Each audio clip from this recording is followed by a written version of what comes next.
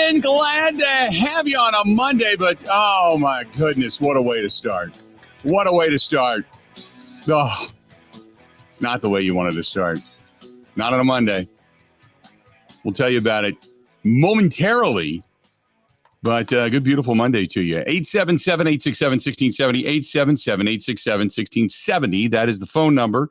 If you wish to reach the program, if you want to chime in, you can also hit us up via text line 608-321-1670, 608-321-1670. You can find us on Facebook.com, Facebook Live, Facebook.com and Instagram.com. Either way, / The Bill Michaels Show, The Bill Michaels Show. You can also find us over on TikTok under the same moniker, if you choose to do so, The Bill Michaels Show. YouTube, welcome to everybody chiming in on YouTube and subscribing, and it's all free. We appreciate that. Go to youtube.com/Bill Michaels Show, youtube.com/Bill Michaels Show. There's Twitch TV, the Twitch app, the Kick app, LinkedIn as well, whether it's on their app or it's over on the desktop. Either way, you can watch us on LinkedIn, even if you want to do so. Email the program. Let your voice be heard. thebillmichaels@gmail.com, thebillmichaels@gmail.com.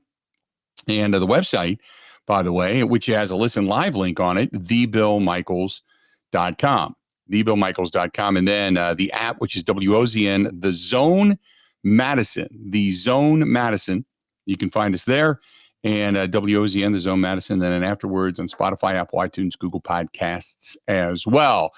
A good weekend, somewhat of a relaxing weekend, as a matter of fact. I actually got out. I told you last week when I was doing the bike ride, I had kind of like a groin pull or something. I don't know what the hell it was, and it just got worse. And I ended up playing around the golf on Saturday, which at the time when I was done with it, didn't seem like the smartest move. But over the last couple of days, things actually feel pretty good. Got it back out on the bike path today. I did a video out there this morning. If you were watching, I got up about 6 and was on the bike path about 6:30. So saw that and had a good ride in today. So some things I got to get done around the house. Start prepping for the week in which I leave on Friday and head off to Rhode Island and Boston for a week. So getting ready for all of that kind of stuff. Graham Bills, how was your weekend with Grandma? It was good. Birthday party was great. Great turnout, great weather, and got to see all the cousins. So for her, that means all the grandkids, all the great grandkids, and she seemed to have a great time. So that was nice. And I got to hang out by the lake and have some beers throughout the day. Some beer from Point Brewing, as I tweeted a picture at you. I was going to say that, that I saw the picture, of which I applauded. And I sent it off to the owner of Point Brewing, which is our buddy Joe Martino, and said, hey, word is spreading. So it was kind of a nice picture. He enjoyed it. He gave me the thumbs up like out of that. So you got some recognition there. So that was kind of cool. Supporting the program and supporting the Lakeside sponsors. Vacation Ale. I drank right next to the lake, so it felt appropriate. Felt like the right choice. Yeah, that was between that and the Drop Dead Blonde, I love both of them. And I had both of those things in my hand down there when I was on the trip down to Indiana. I don't get to take stuff with me on this upcoming trip, unfortunately, because we fly out so early on, and we fly out so early on Friday. Hopefully everything's done with this cyber thing that's been going on. I know Delta Airlines is still being affected pretty heavily by it, but yeah, we're not flying Delta. I think we're flying American. But nevertheless, I hope that all of this has subsided by this week's end. That way I don't have any issues getting out of Milwaukee. All right. I said we've got something for you, and it's fortunate, but this is where we are, that Jordan Love will not practice until his contract is done. His people informed Brian Gutekunst on Saturday night, and we're going to hear from Gutey coming up in just a bit. But it's a little disappointing. I was kind of hoping that he'd come in and say, hey, we're close. We're going to get it done. No worries about it. But his team has taken the hardline approach to say, nope, not going to do it. You wanted proof. Our guy gave you proof. We're not going to put him back on the field until he's got a new contract, period. And now Brian Gutekunst, like I said, as you're going to hear coming up here in just a little bit. But nevertheless, he is in camp. He is just not going to practice. But Brian Gutekunst said that they're extremely close. But the big news of the day is the fact that not only did they not get a deal done by Friday or Saturday or Sunday, but the fact that he is not going to practice. which if you're just waking up and just tuning in, it is it's not going to happen. Now, Mike immediately says over in the live stream, so he's turned into every other big NFL quarterback diva. I don't find that to be the case. I think it's business on his part. I think that we were kind of waiting to see maybe what Tua signed for, but it's the Trevor Lawrence contract that kind of threw a little bit of a monkey wrench in this, because $200 million guaranteed is what now you're looking at for a guy that's been in the league a few years, been to the postseason a couple of times, has had some success, has raised the bar, yada, yada, yada. And I don't fault Jordan Love and his camp for doing it. When I heard this, I was more just disappointed. I didn't have like this anger approach to it. Jordan Love isn't under contract for another year, but I understand where he's at. He doesn't want to do anything to, injure himself, because if he goes out there and gets hurt, he's kind of screwed.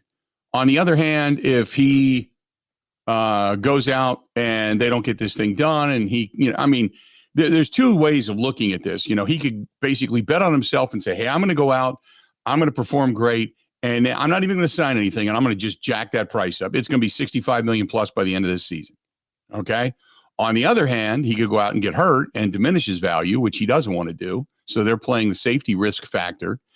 And on the other hand, if the Packers say, look, we're not going to pay that much money, we're not going to go back into salary cap jail for a guy that played 7, 8, 9 games really, really well. So you do what you want. Who knows? Maybe the Packers feel confident in what they have, behind Jordan Love.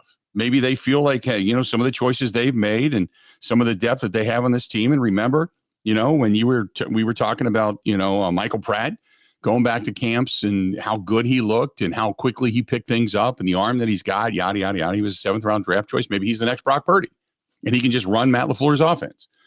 Maybe but look, I think it's a lot of speculation about nothing, to be honest with you, because I think what it is they're just ironing out the details. That's it. And that's kind of what Gutekunst alluded to. My only question then becomes this. If we're just ironing out details, why does it go into camp? Why didn't the details get worked out last week or the week before or the week before or the week before? You've had an entire offseason. However, having the experience that I've had over the last, 35 plus years of doing this job and covering sports, the one thing I have learned and what rings true in my head is always the words of Andrew Brandt. Until you get to the clock striking midnight, a lot of deals just don't get done. There isn't the necessity because, and it's not because both sides don't want to get a deal done. It's because both sides come to the table, and if you come to the table with your best offer, the other side thinks there's a better offer. Or if you lowball them, there's a disrespect factor. Or if you don't come to the table right away, then they don't want you. And it's all the game of emotions and anticipation and what else they can get or where else they can go. So that's why sometimes it comes down to the midnight hour and we are left scratching our heads as to say, why did this deal not get done? And so that's where we're at. So whether it's a day, but I'll say this, we will, and I was wrong before, so maybe I'm wrong again. I don't know. But look for a deal to get done in the next 3 days. Look for a deal to get done in the next 3 days. I think that's where we'll be. I think we'll announce something in the next couple of days. Today, tomorrow, more likely tomorrow or Wednesday, we shall see. But I think that's kind of where we're at. 877-867-1670. Go ahead. Well, Tom Silverstein, and I didn't know this, maybe this has been out there and I just didn't read it or whatever, but the pads don't go on until later this week. Right. So what Tom Silverstein was reporting is these first couple of days, it's not the end of the world if he's not out there. Right. but I think everyone would want him out there later this week. So now that everyone's there and everyone's in camp, I think that puts pressure on everyone to get this done. Yeah. And just based on the practice schedule and what's been reported today, like I would assume that, yeah, you're right, over the next couple of days. So he can be out there when the pads go on and when things really get real later this week. Right. Good morning to Dan and Steve and Chucky and everybody, Steven, everybody over in the live stream. Thanks for watching. Thanks for paying attention to us. We certainly appreciate it. But that's kind of where we're at. The good news is Zach Tom, with that torn pectoral muscle, comes off the PUP list. He's out there working out. So that's a piece of good news. Kenny Clark. They signed Kenny Clark's deal. So he's got an extension. 3 more years with the Green Bay Packers. So the defensive front, we don't have to go through the rest of the season wondering whether or not Kenny Clark is going to be here or if he's playing for a job. They just believe he's the model of come in, do your work, play the best you possibly can, and be that guy. And Kenny Clark gets himself a contract extension. Now, I did get, when word broke about Kenny Clark's contract extension yesterday, I did get some emails and a couple of texts just basically saying, hey, why would you pay Kenny Clark when you still got to pay Jordan Love? Why would you do that? Because isn't that a slight to Jordan Love? It's not, because of probably the amount of money and the complexity involved in the quarterback's new contract, what's coming.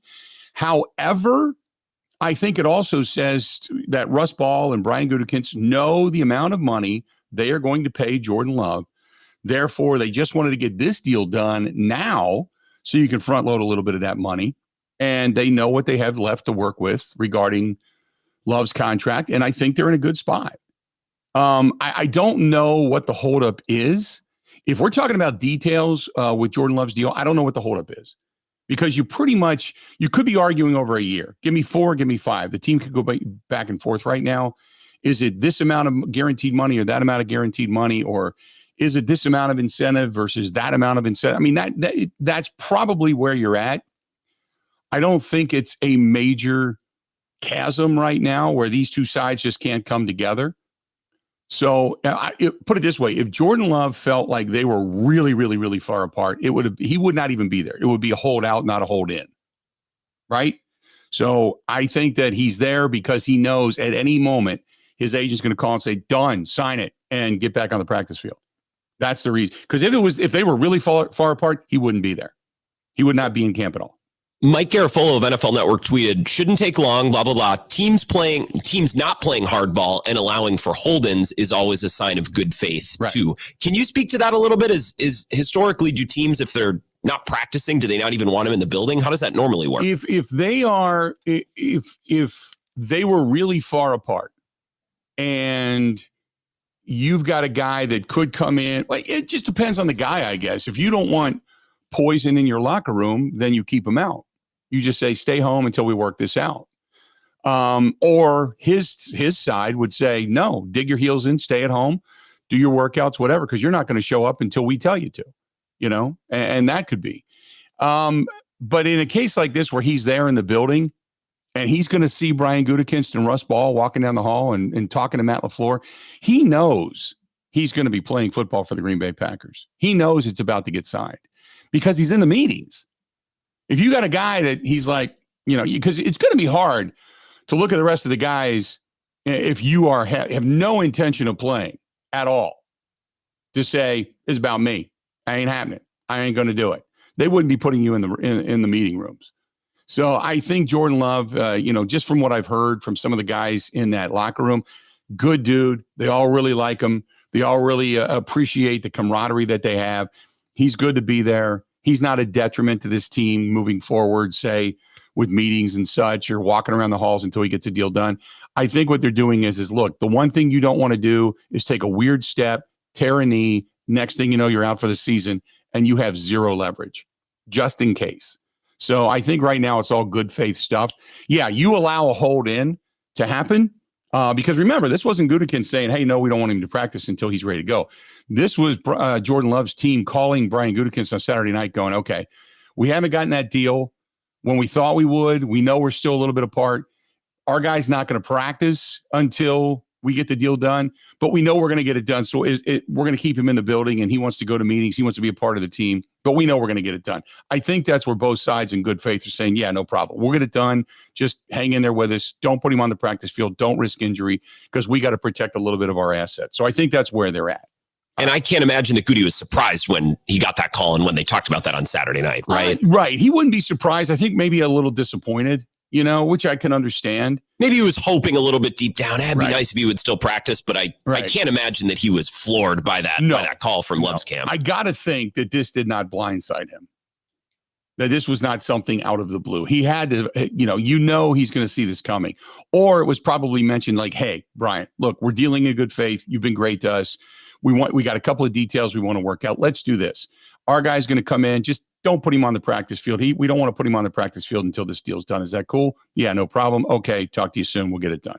And I would assume his representation is probably Gutekunst is going to go from there to the shareholders meeting and then back into the office, into the conference room. They're going to sit there, look each other in the eye or the team's call or whatever. Russ Ball's over there with his abacus and his calculator and his phone and everything else he needs and all his analytics and statistics and the whole thing.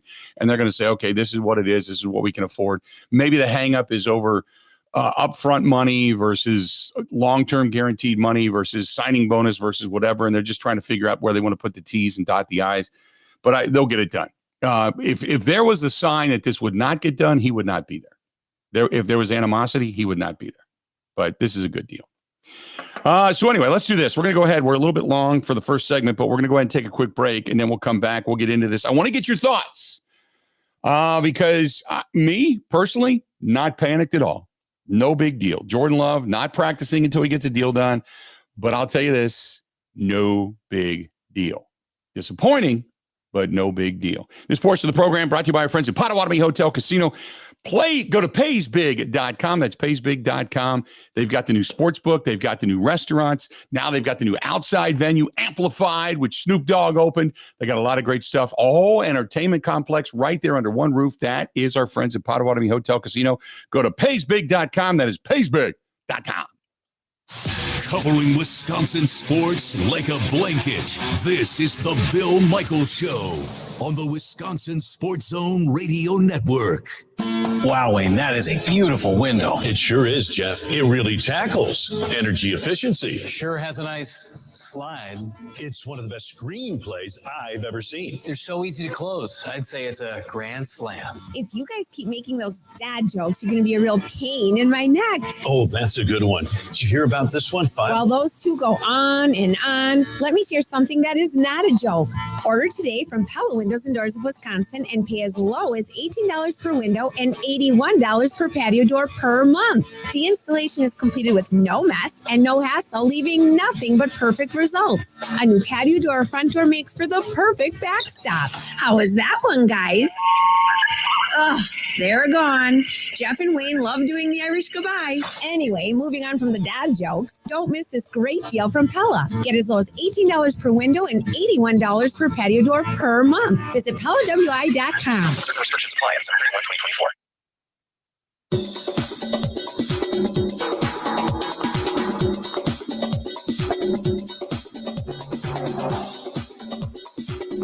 Bill Michaels will resume in 3 minutes.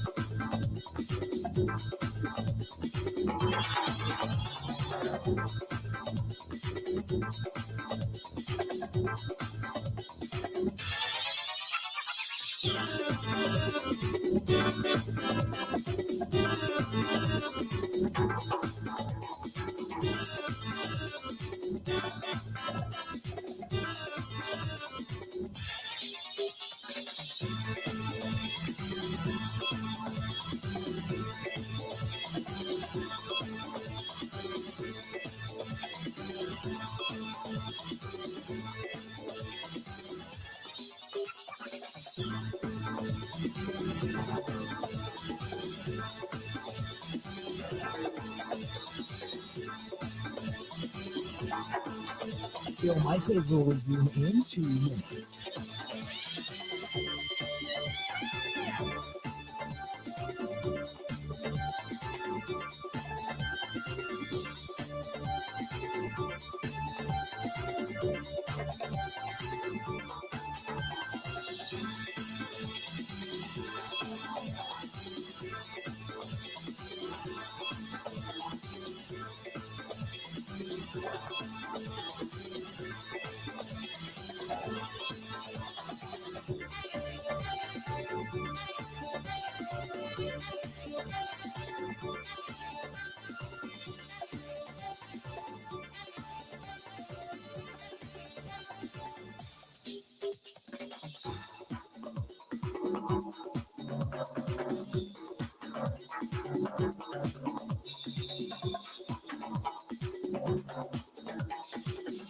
Bill Michaels will resume in 1 minute.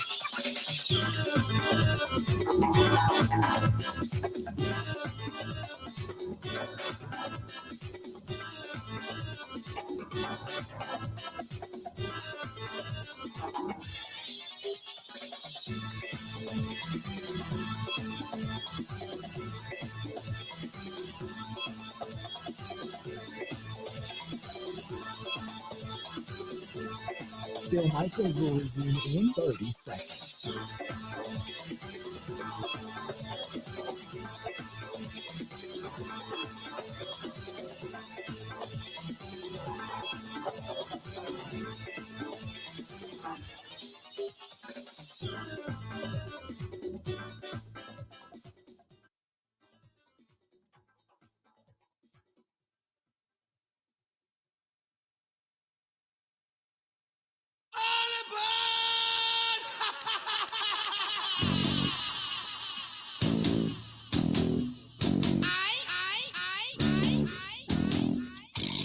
Welcome back. Yeah, good to have you. Going to have Brian Gutekunst, full presser coming up just after the top of the hour. Don't go anywhere. Wanted to get the whole thing for you. Didn't want to cut anything short. It'll be a replay, but who cares because you want to hear what he has to say. Kenny Clark's deal done. Zach Tom back. Jordan Love, not there. Not there. He is, he's there. He's just not going to practice until they get the deal done. And, first and foremost, before we go any further in all of this, I have to say compliments to our friends over there at Robert Specialty Meats in Waukesha. Yesterday, it was a banner day in the Michaels household. I had some friends that came to town, and they ended up heading out and going back home. Our buddy Dwayne from Dwayne's Cover It All and his girlfriend Amy were here. So we had a nice time over the weekend. So they came down, played a little golf, went over to the club, did a pool, the whole thing. But anyway, getting back to the Robert Specialty Meats side of things, they left yesterday morning. Kristen ended up heading back to her house because she's getting ready for the trip upcoming that we're going to Rhode Island and Boston for, back to see her family. So it was just me last night and just dealing with a lot of just stuff in general. But one of the things that I did was stop down to Robert's and I said, can you do me a favor? Can you get me an Al Capone roast, but can you put actual pieces of garlic in it for me? And they were like, no problem. No problem. Because I just was hankering for that, more Italian side of things. Put it in there, little personal Al Capone roast with little cloves of garlic stuffed into the prosciutto. And oh my God, I grilled that thing out last night. And normally I can eat, I don't eat as much as I used to. I just can't because I just feel too full and too sick. But I gorged myself last night on a little personal roast. Oh my God, it was so good. You don't go wrong. Robert Specialty Meats Waukesha on Sunset Drive in Waukesha. RobertSpecialtyMeats.com. RobertSpecialtyMeatsWaukesha.com. RobertSpecialtyMeatsWaukesha.com. Oh, so good. So freaking good. All right. 877-867-1670. 877-867-1670. You want to find us, please feel free to go ahead and do so again. 877-867-1670. You want to text us. Maybe you can't call in. You want to text us 608-321-1670.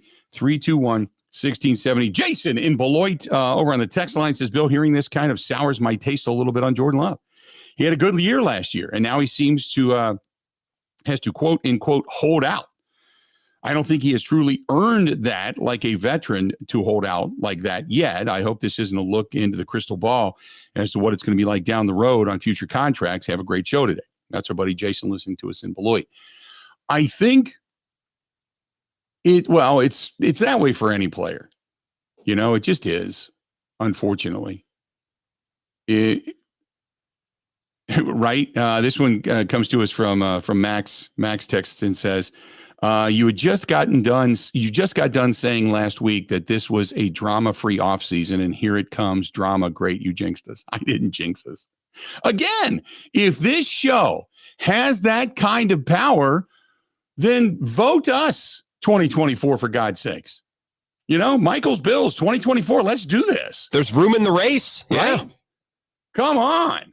So anyway, also, is this drama? I'm not sure that this is drama. It's a mini version, He's there. He's not gone. Like, right. He could be completely somewhere else, and the Packers don't know where he is, and there's no communication. Like, right. This is, I think, the most drama light way to play this situation, don't you think? To be there in the building, but to not risk practicing. I don't know. I don't think this is drama. I think that's a little dramatic. Yeah, it's not drama. It is just going to get done. It just is. I think that there are a lot more people than us that are stirring the pot. Is it disappointing? Yeah, it's a little disappointing that they didn't get this deal done prior to this, that they weren't announcing a deal today. That's disappointing. Beyond that, I don't care. And they really don't do a whole lot in the way of practice and training camp, other than right now, the next couple of days, all they're doing is testing everybody to see if they actually went home and studied what they're supposed to study. That's it. I do wonder, and Mark, I don't know for sure, but I don't think so. Mark says, well, would Jordan Love be standing on the sidelines at training camp today?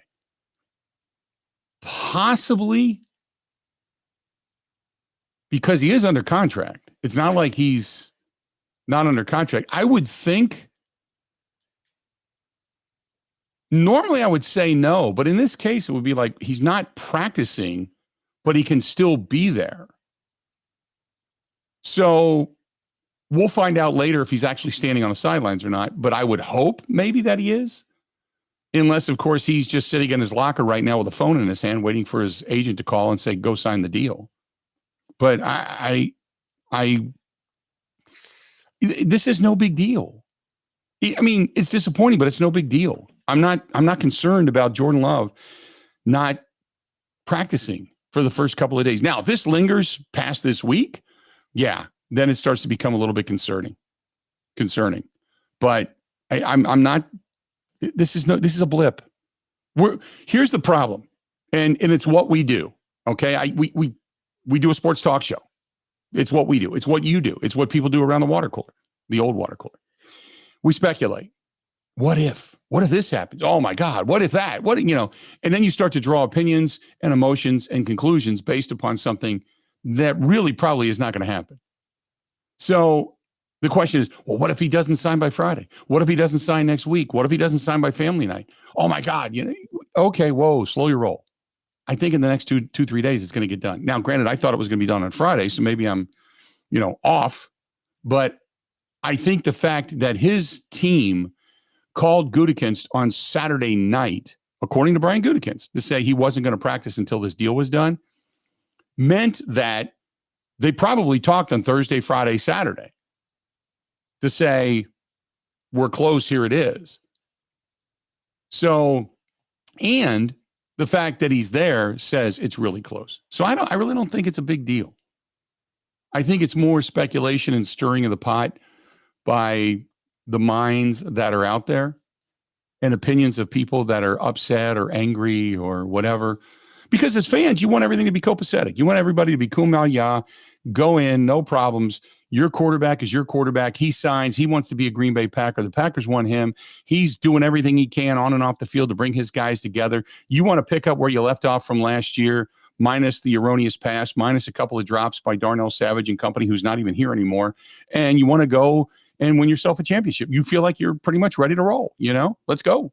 That's what you want. So when something throws a little bit of a monkey wrench in that, you get pissed off and you get disappointed and you get angry and you get emotional because that's your team, man. So some fans will go crazy, some fans won't, but it stirs the pot. And I don't think this is a reason to stir the pot. I think this is going to be a lot of hugs and high fives and I'll buy dinner in the next day or two. That's what I believe. So that's just me. 877-867-1670, 877-867-1670. Hit us up. A lot more of the Bill Michaels Show coming up, and we'll continue to discuss, I'm sure. But I just want to let you know that me personally, not really concerned, to be perfectly honest with you. Hey, we got the Cubs the Cubs and Brewers starting up today, which you can go down to Stenny's and watch the game, whether it's Stenny's at 2nd and National and Walker's Point, or heading out to Lake Country on Watertown Road in Pewaukee. However, the Brewers, after Thursday, coming up this weekend on Friday, Saturday, Sunday, back at American Family Field for the first time since the All-Star break, which is going to be great. And Stenny's always going to be running the shuttles.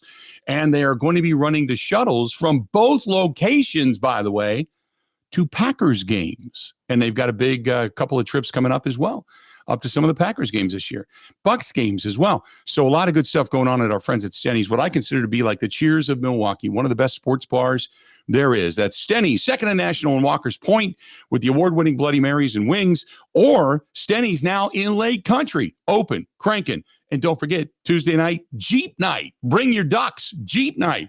Stenny's on Watertown Road in Pewaukee. As they say, you should be here. Covering Wisconsin sports like a blanket. This is the Bill Michaels Show on the Wisconsin Sports Zone Radio Network. Big River Rally, August 16th and 17th in La Crosse, Wisconsin at the Fest Grounds. Friday night, Black Cherry. Y'all crazy, baby. Saturday night, Jackal. Big River Rally. Get your tickets and find out more at BigRiverRally.com.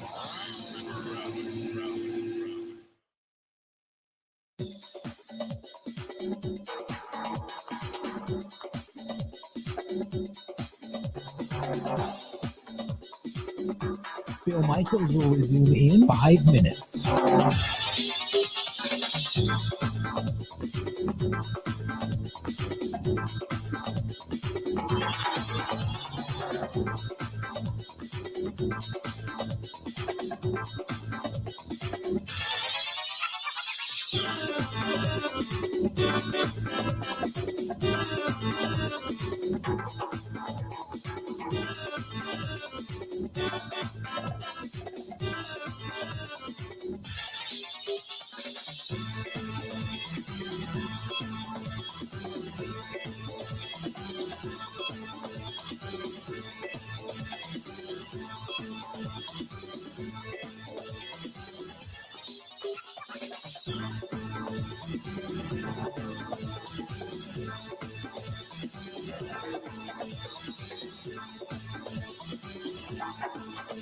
Bill Michaels will resume in 4 minutes.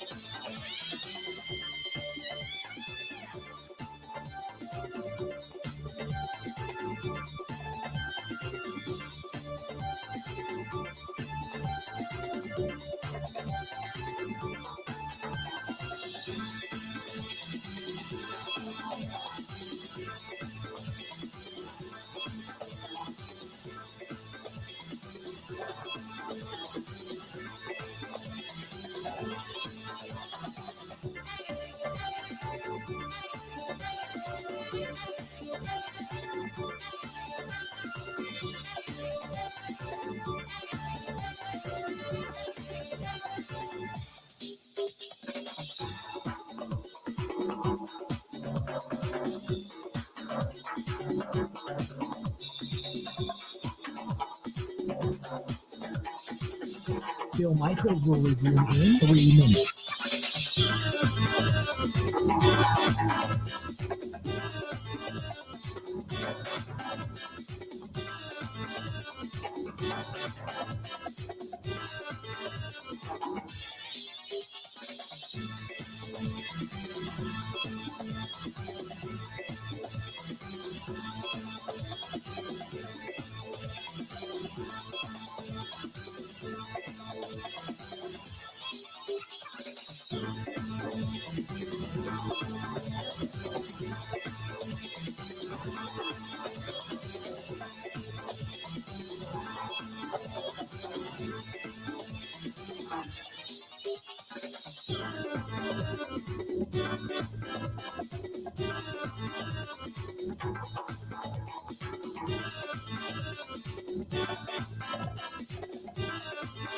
Bill Michaels will resume in 2 minutes.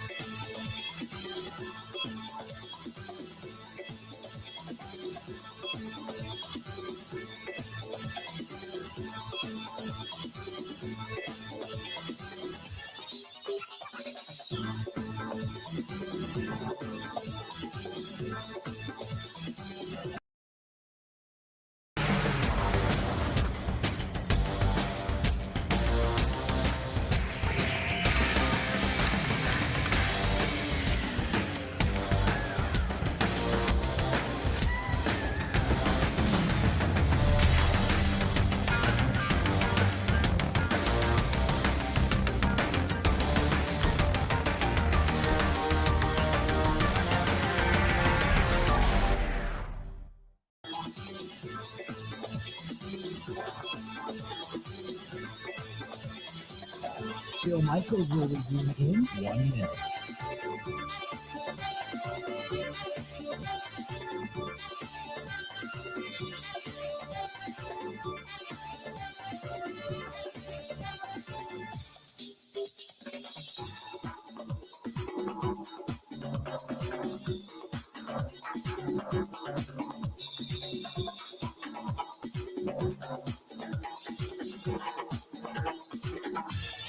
Bill Michaels will resume in 30 seconds.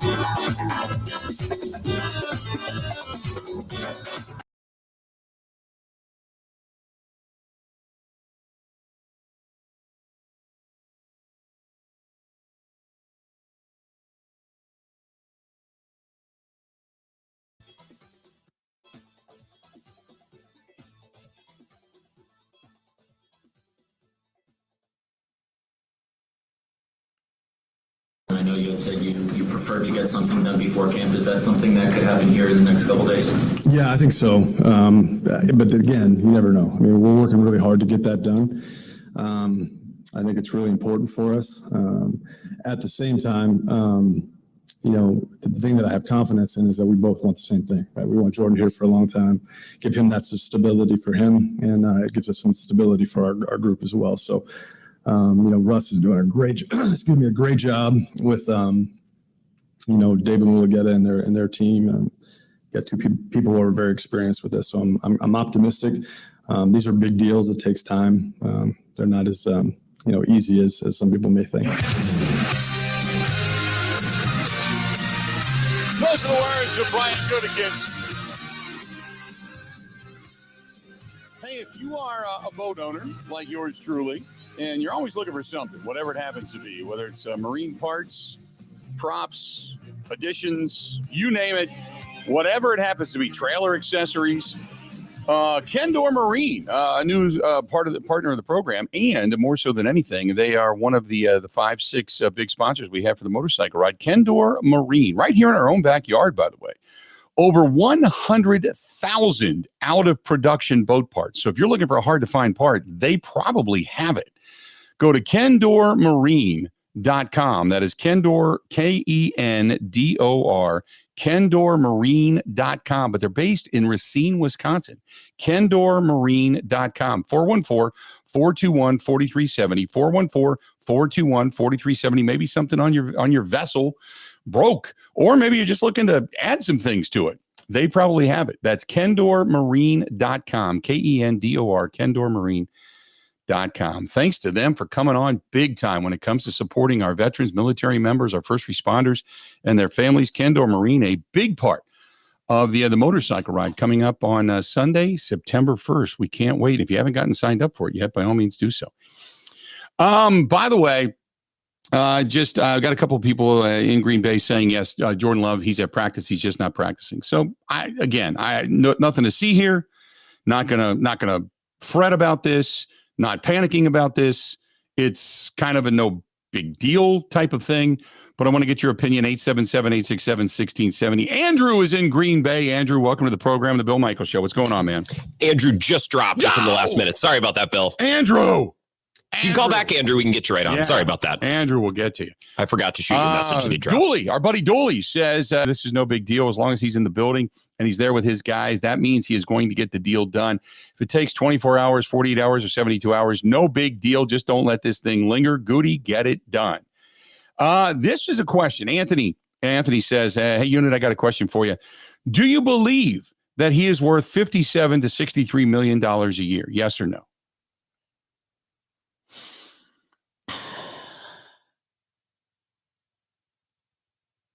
Do I believe he's worth it? No. Do I believe he's going to get it? Probably, because that's what the market dictates. You're only worth what somebody is willing to pay. I don't think with the amount of time that he has had to prove him, do we believe he's good? Yes. That's a really tough question, even though it's very simple on its face, because we saw 10 games, 11 games, he played really well. And he gave you the optimism that this is the next guy in succession, But 10 games out of a 17, 18, 19 game season does not make a career. And you're giving him high end, what we consider to be winning veteran career money. So is there a risk? Yeah, there's always a risk. There's always a risk because of injury and decline. But let's just say you pay him and say he's average. It's not that there's a regression, but just say he doesn't live up to what he did in that stretch run of, say, 8 games and 23 touchdowns and 1 pick. And instead it becomes, for the season, it becomes 34 touchdowns and 11 picks and quarterback rating of 96 and, a completion percentage of 62, 63%. And you know what I mean? And he throws for, 4,000 yards, which is great, but still you turn the ball over and there's some good numbers. It's not top of the line. It's not top 10, but it's not bottom 15. So you kind of become the average guy. You're still earning the money, but you're not playing to the level of what the money and now the expectation would be, if that makes sense.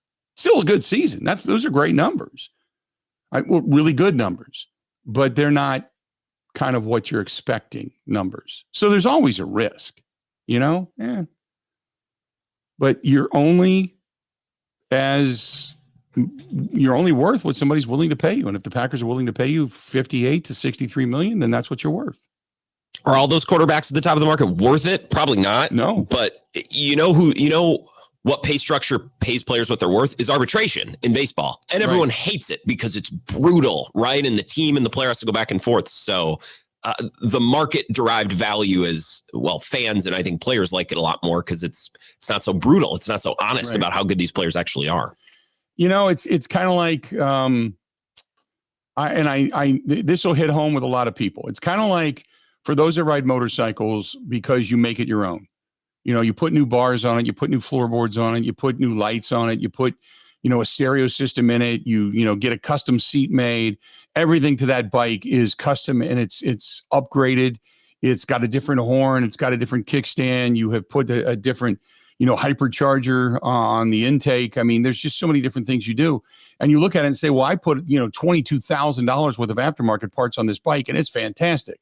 And yet when you go to trade it in, because you want to upgrade and they say, well, it doesn't matter because it's still a 2017 motorcycle and this is what the market is. And you're thinking it's worth, still 35,000 when the market's telling you it's only worth 18 to 22. That's all you're going to get because that's what the market is. Same thing with what's going on with quarterbacks right now. There's a lot of quarterbacks out there that are making a lot of money that have had results and justifiably so make a lot of money. But there's others that haven't quite exceeded the expectations or gotten to that same level, but they're asking because it's a new year, it's a new model year, it's a new money year, and somebody else out there got this amount, that raised the bar to this amount. That's what you're worth. And teams don't want to pay it, Teams don't want to pay it. But if you want something bad enough and what the quarterback carousel is to find a good one out there, as opposed to the teams that don't have one, that are willing to pay somebody, what somebody's worth. And it only takes one other team and one other guy to fall on his head and say, I'll pay you. And that's what you're worth.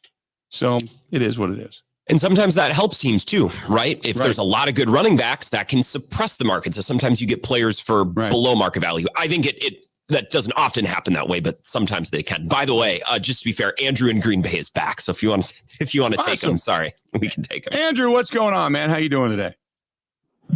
Hey, Bill, how's it going? Good. What's up? Pretty good. You guys kind of beat me to the punch with my thought here. I'm kind of in the same line of thinking. Part of my thinking is I don't know if it's – I'm very curious to see what the number will be because I'm sure they'll get a deal done.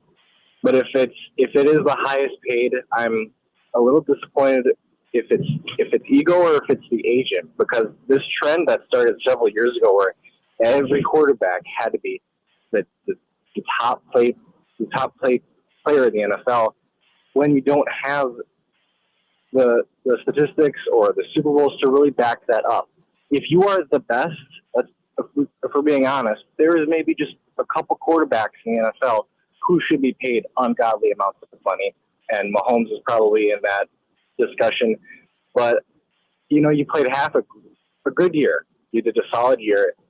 I just don't believe you need to be paid the absolute most when you don't have, and you signed the other thing is when you sign a rookie contract, it's a contract. Live out your contract. Mm-hmm. All these guys that want more money, you signed on the dotted line. Fulfill your contract. Now let's talk money. It's and I appreciate the phone call. Absolutely. And thanks for calling back. It's in a perfect world, you and I, we are 100% on the same page. In a perfect world. But it's not a perfect world. The unfortunate thing about it. It's just not. It is about the moment. It is about supply and demand. And it is about the panic of not having somebody to lead your team offensively. The quarterback position is unlike any other. It really is. If you're a superstar in the NBA, you get paid. But there are provisions built in to make sure that you get paid.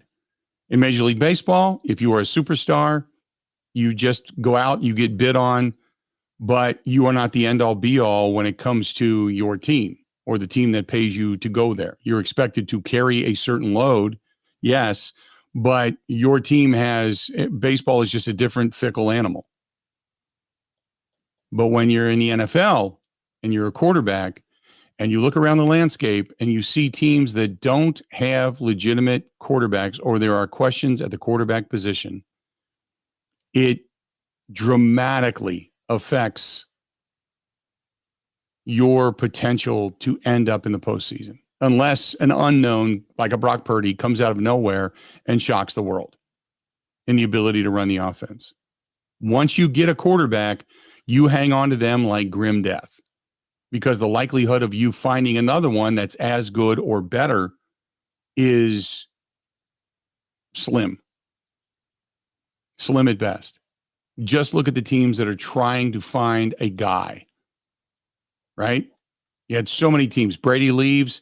Everything just now, part of it was Bill Belichick's doing, but everything just kind of goes down the drain. You don't know what you have now in Minneapolis. You don't know what you have now in Pittsburgh. You don't know what you have even for the guy that they paid in New York. You don't know what you have in Denver. You got Geno Smith, but he's had a good year and a down year. You don't know what you have in Seattle. There's a lot of teams that are looking over that fence going, man, I would love to be in that position and get your guy because he has at least given us a glimpse better than what we have here in our own stable. And he's younger, and there's more of an ability there to grow and get even better. And maybe there's a glass ceiling that is really high that you believe this guy can break through. So you and I are on the same page. Unfortunately, we don't live in a perfect world. We just don't live in a perfect world. 877-867-1670, 877-867-1670. Hit us up. We'd love to hear from you. Hey, a reminder coming up that the Bud Pavilion is going to be our home starting over the next couple of weeks. We're going to be there for the Wisconsin State Fair. We're looking forward to that.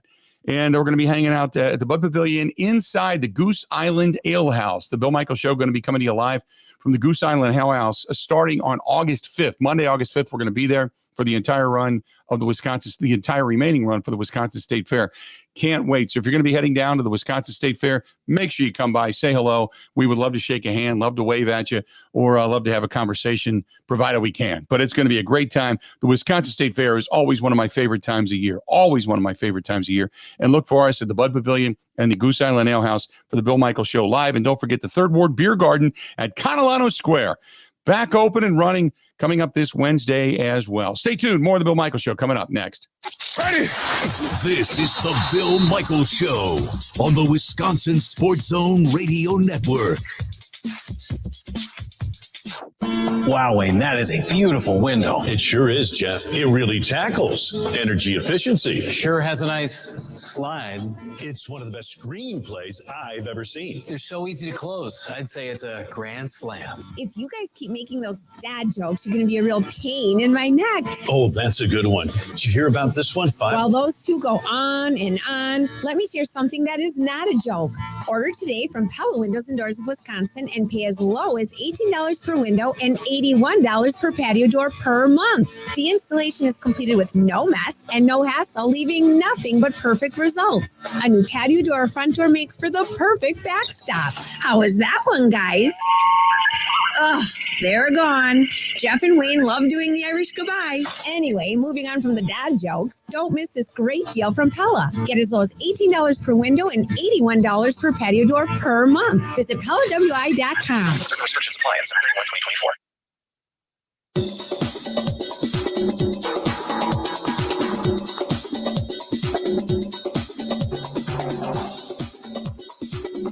Bill Michaels will resume in 3 minutes.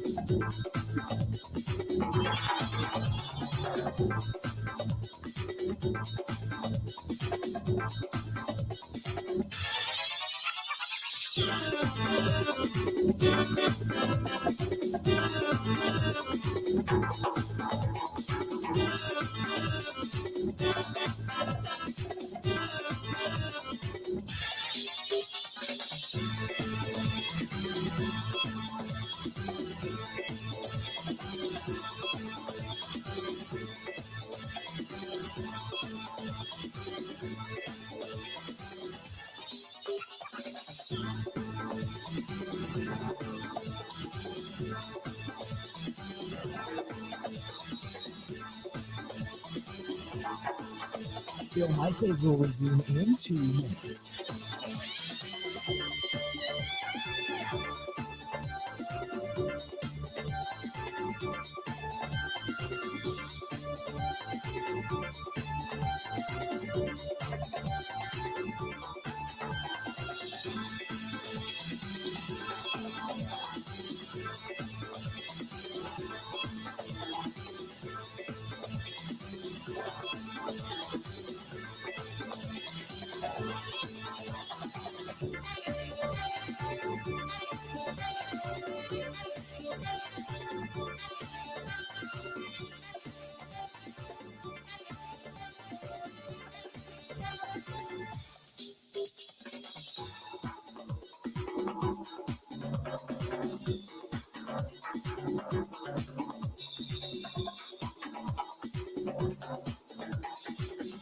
Bill Michaels will resume in 1 minute.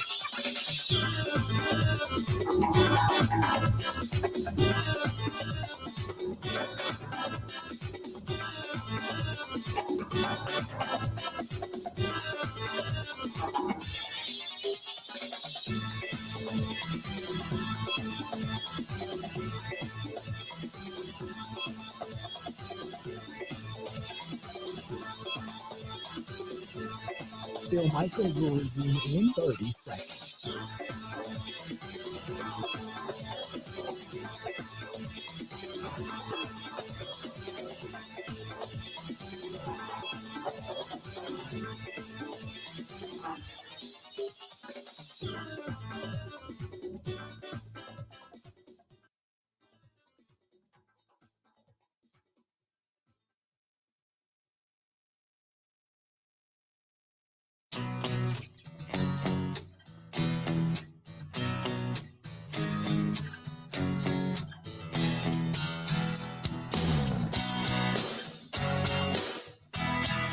Welcome back. Good to have you. The Bill Michaels Show. We continue on. Coming up after the top of the hour, Brian Gutekunst. He's going to be, you're going to hear him speak from a little bit earlier today. You're going to hear the entirety of this. So hang in there. We'll give it all to you. That way you can kind of hear the Q&A and such, as he made the announcement that Jordan Love will not be practicing until they get the deal done, which is, in my opinion, it's not a scary thing. We'll say it's not a big deal. So I'm not overly worried about it. Hey, reminder coming up this weekend, a lot going on in the state of Wisconsin, the Harley Davidson homecoming. You got German Fest, and July 26th through the 28th, it is Grid Life, the motorsports festival coming to Road America, America's National Park of Speed. And if you want more information, you want to buy some tickets to this thing because it is supposedly really, really kind of a hot event, go to roadamerica.com. That is roadamerica.com. So coming up in just a couple of minutes, stay tuned. We will talk some Brewers baseball. Brewers get a nice couple of wins over the weekend. Hard-fought wins over the weekend, which it was interesting because I went to bed on Saturday night thinking the Brewers won 3-1, and then it turns out the game got tied, but the Brewers battled back, and they put up 5 runs in the 11th, and then there's another run that gets plated, and it's kind of like, oof, boy, pitching gave up some runs, but good to see the bats come to life after basically being shut out or 1 run for most of the game. And then yesterday, the bats are alive yet again, and they battled. And in the meantime, you got Craig Counsell getting kind of testy down there in Chicago with, who was the reporter? Jesse Rodgers, I think, was the reporter down there in Chicago. That's a bad take, Jesse. Yeah, that's a bad take, Jesse. That's a bad take. Craig getting a little testy down there, but the Brewers and the Cubs are getting ready to get it. Yes, by the way, to Maxie, who said, is that the rivalry bobblehead behind you? Yes, it is. It is the I-94 rivalry bobblehead. I put that up just for today because you've got that starting off later on this evening as well down in Chicago. And you got Tobias Myers on the hill for the Crew with a 3.13 ERA. Javier Assad going for the Cubs down at Wrigley, 7:05 at game time. So looking forward to that start coming up tonight. We'll talk some Brewers baseball. But when we come back, General Manager, your Green Bay Packers speaks. You're going to hear it all next on the Bill Michaels Show. Don't go anywhere.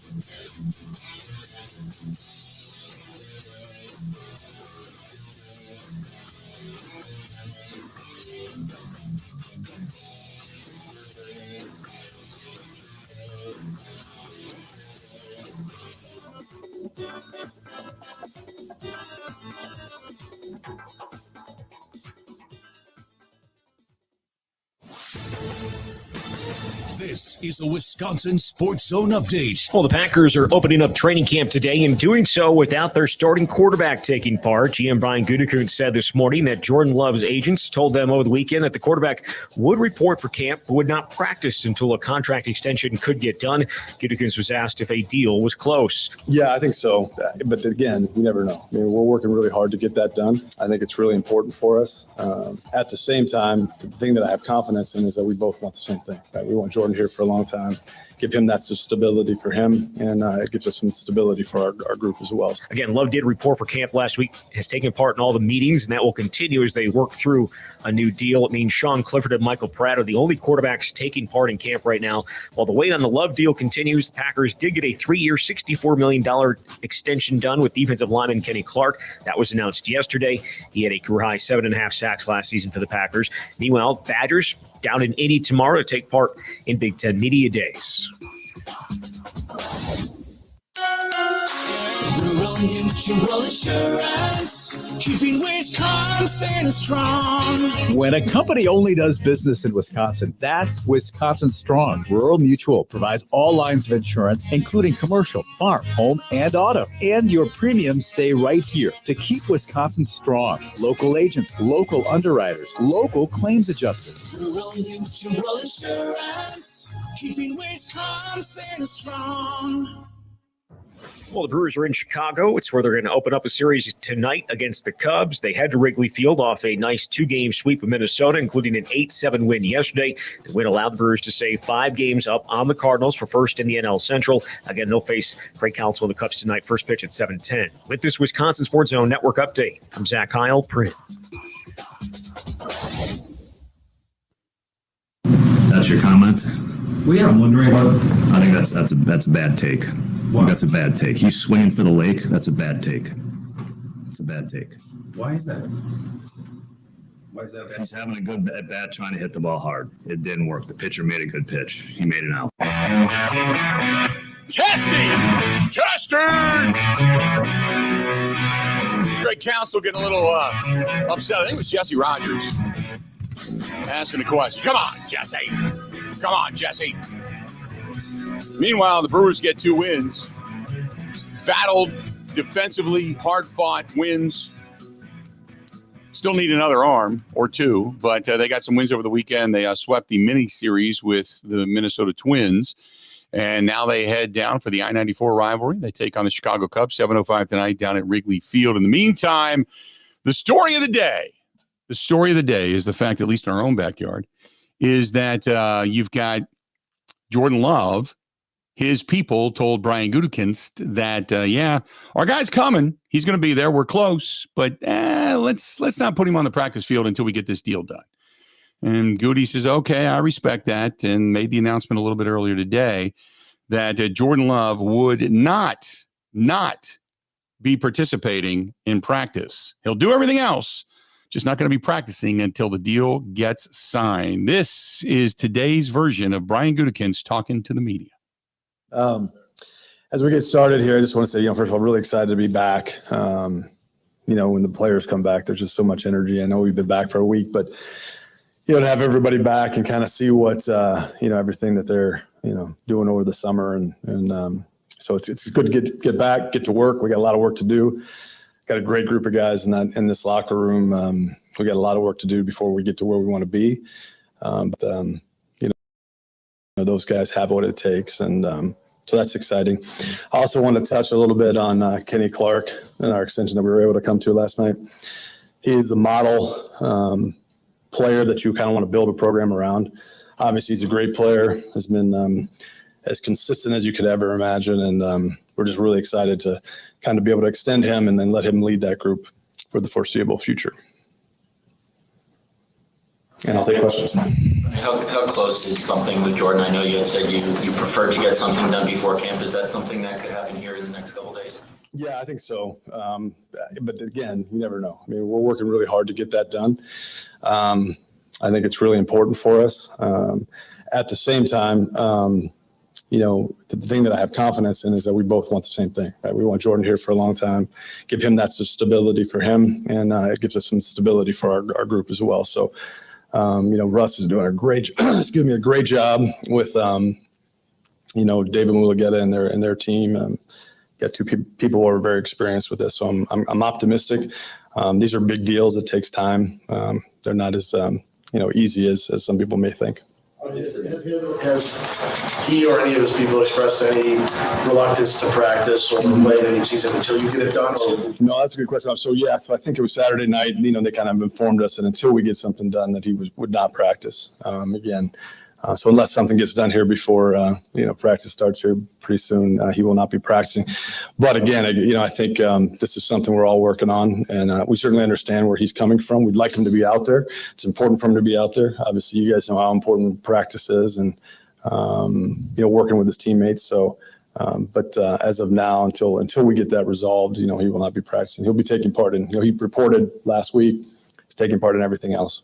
What are the barriers? I guess not speaking, but specifically about years and dollars, but just generally speaking, you mentioned it's more complicated than a typical contract. Yeah, no, that's a good question, but we're going to keep those things internal. We're not going to kind of talk about those things, openly. But it's a really good working relationship between Russ and his agents, and like I said, it's these things are they're big deals, and it takes a little bit of time to get it right for what we need. But I feel we're close, but no real timetables as far as how long it's going to take.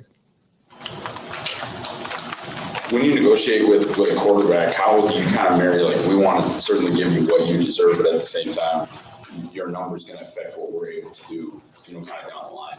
Yeah, certainly that's part of the process. And, we're aware of that, they're aware of that. And it's really just finding common ground, which, again, we're really fortunate to have Russ kind of in the role that he's in. He has so much experience and, just again, confident that we'll find that common ground hopefully soon.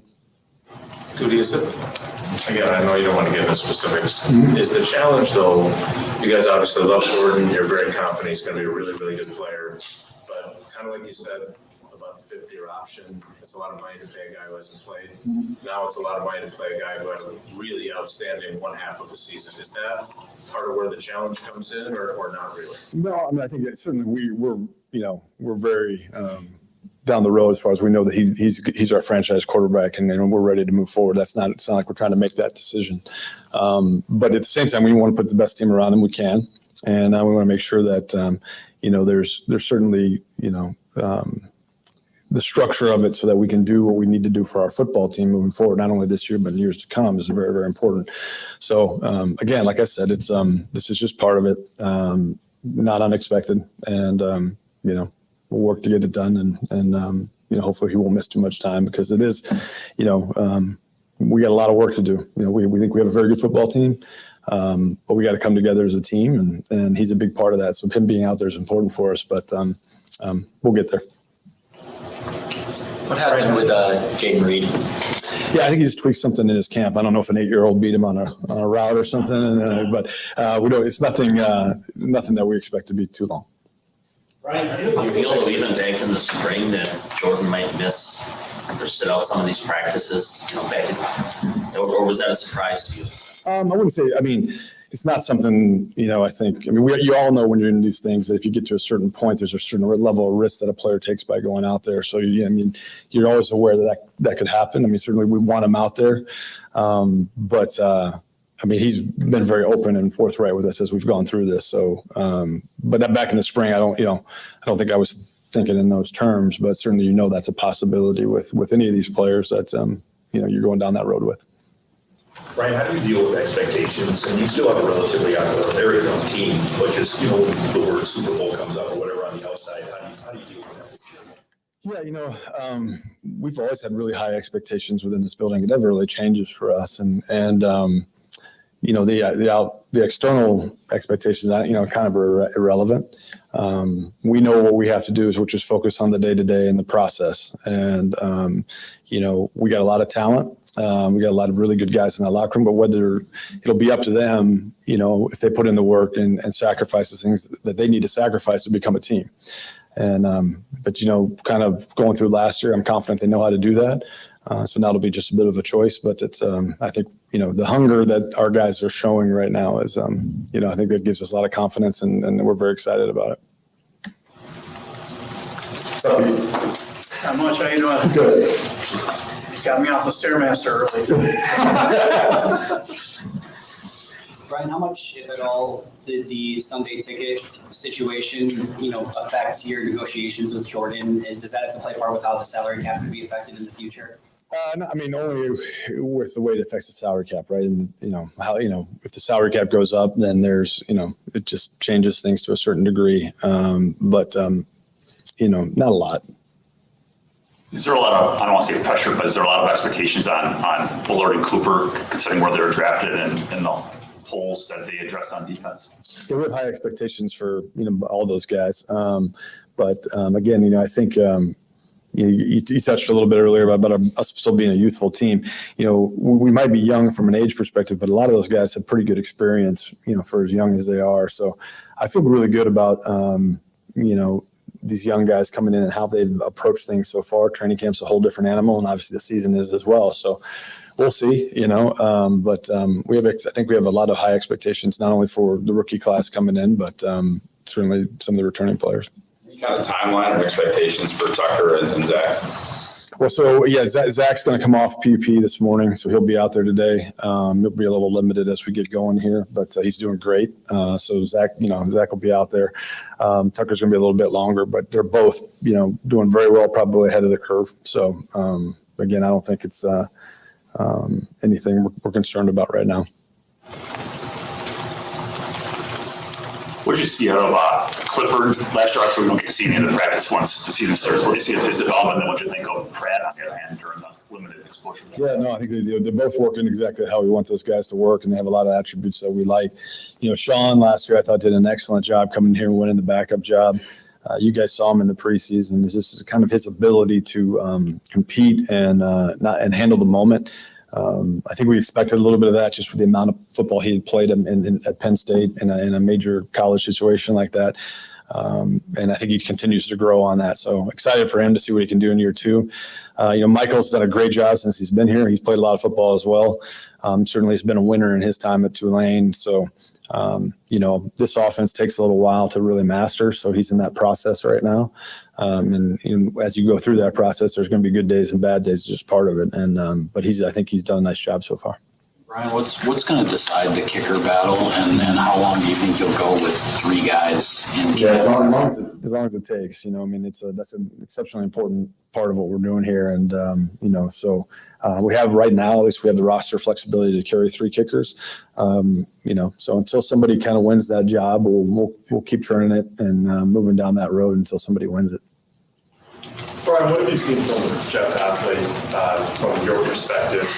Obviously with Matt LaFleur, he was talking a little bit about it's nice to have another head coach in the room. From your perspective, what have you seen? How have you been able to handle being back in the NFL? Yeah, you kind of hit it. I think a lot of guys that have been head coaches before, I think do have that 30,000-foot view sometimes, and maybe a little bit more long-term thoughts, and have gone through some things. But he's exceptionally bright. Just really like his kind of his style with our players. And just it's a really cohesive group so far. Again, it's early, but like to see their kind of Jeff and how he's leading that the defensive staff, their teaching methods, and how they go about it. It gives us some confidence for sure. Update on Katan. I know he told us he'd be ready by training camp. Yeah, doing well. I don't think it should be too much longer, but he's doing well. Just got a couple of hurdles to clear, and then once he does that, he'll be out there. Hey, Gutey, you kind of said after last season the success you had that kind of confirmed your idea that it's a young man's game. How do you feel about how young guys handle the success and maybe handle expectations, right? Like last year, there weren't huge outside expectations. How do you think this group will handle kind of a totally different dynamic? I think it remains to be seen. I do have a lot of confidence in the individuals. How they handle it individually and as a team, we'll kind of see. But again, for me, it's just I think it's the constant. And I think Matt and his staff do a fantastic job. Not only that, but our support staff, that supports all these guys, do a great job. And trying to preach to these guys that it's the day-to-day process, and no matter what the result is from game to game or practice to practice, but that's where the focus has to be, and it's this game, it's hard, and it never stops. And I think if you think you've arrived, it's going to be taken away from you pretty quick, and sometimes young guys don't maybe realize that, but I think we have some pretty good examples. We were talking about Kenny Clark before. You talk about somebody who is consistent in his preparation and the way he goes about his business as anybody. Every rookie that walks through here, we preach to him, to look at somebody within our locker room that has done it the right way and has had a lot of success, and try to take what you can from those guys. And I couldn't think of a better person than Kenny to do that with. So, and we've had a number of them around here, but those are choices that guys make along the way. And again, I do have to give a lot of credit to Matt and his staff and how they approach that with our young players. And it really served us well last year. And so again, it remains to be seen, but I do have a lot of confidence that these guys will handle things the right way. What did you see from Kenny last year? What do you think sort of allowed him to stay on that ascent, throughout the course of this, 8 years already with you guys?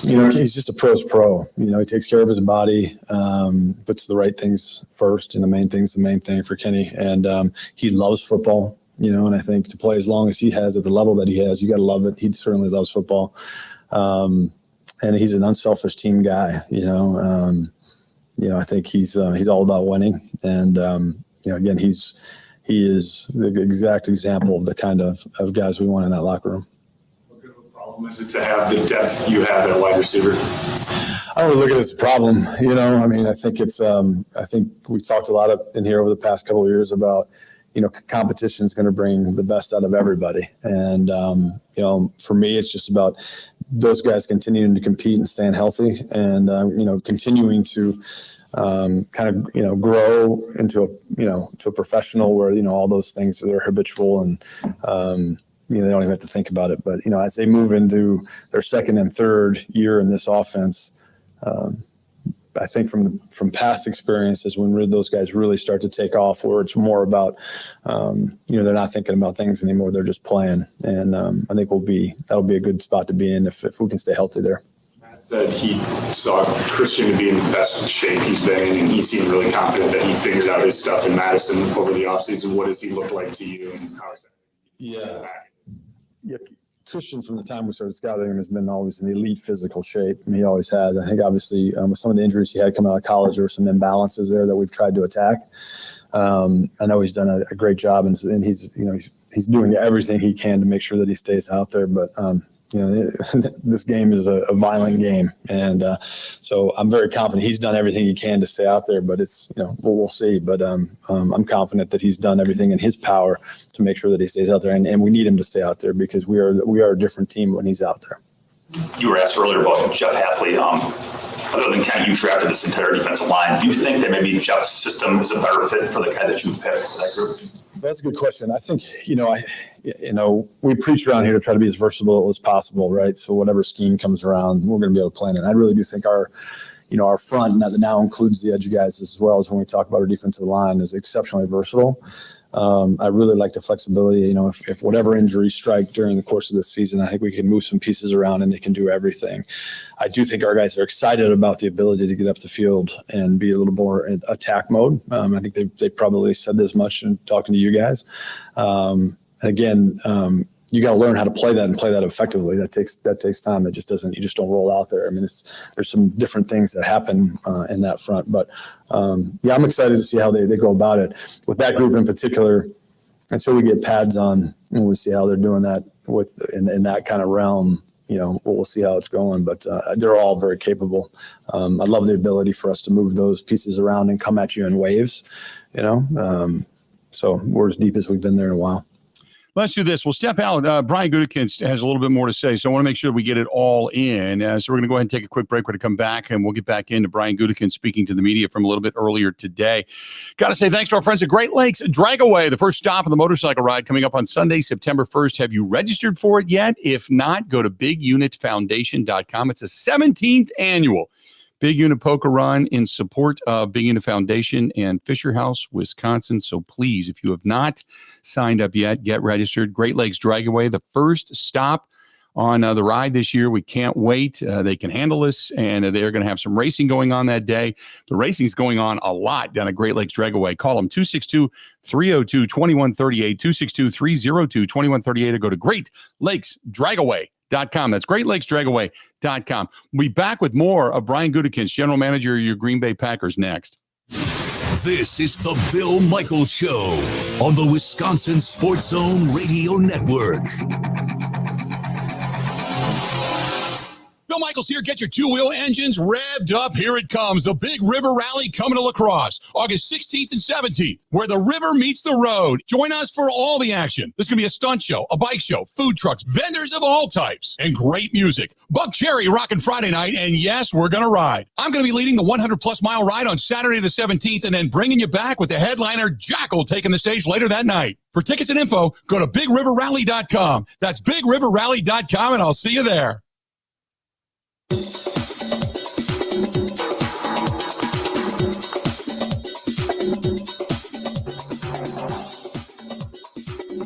Bill Michaels will resume in 3 minutes.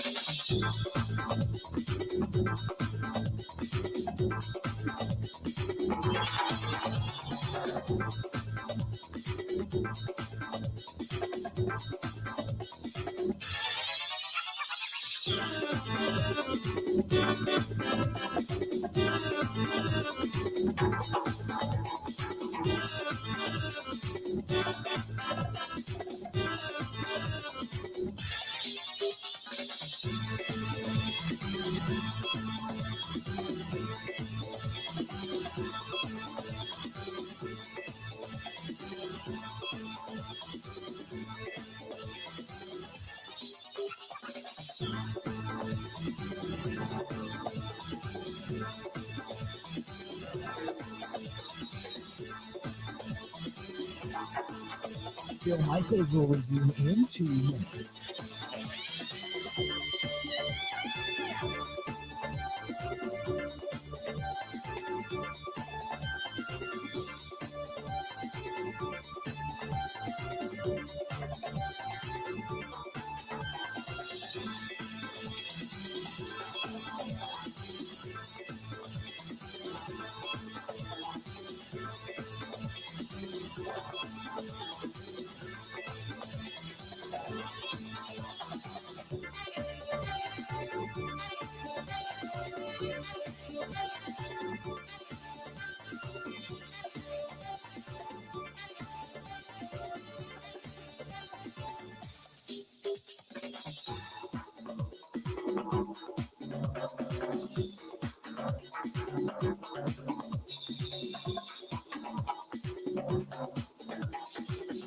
Bill Michaels will resume in 1 minute.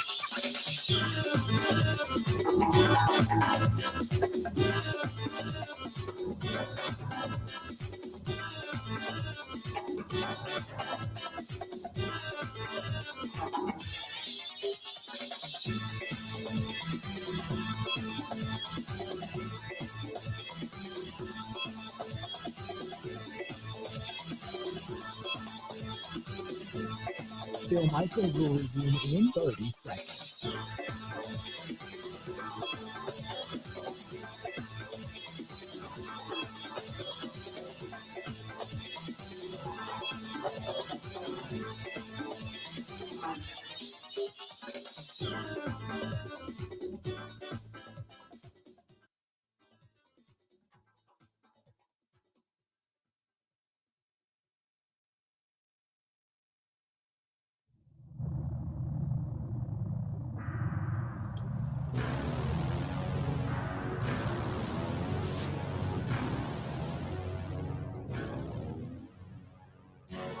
I talk about it a lot.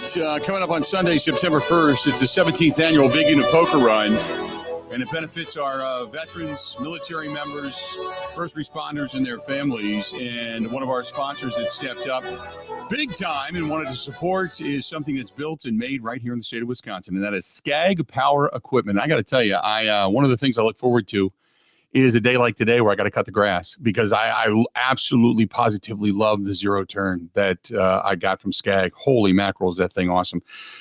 For a dealer near you, just go test drive it, test walk it, whatever it is you want to do. If you're going to look for something new in yard equipment, especially right now when they're starting to get the 2025 models going. So now is a good time to buy the 2024s.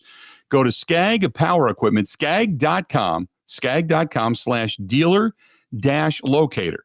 skag.com/dealer/locator. Again, skag.com/dealer-locator.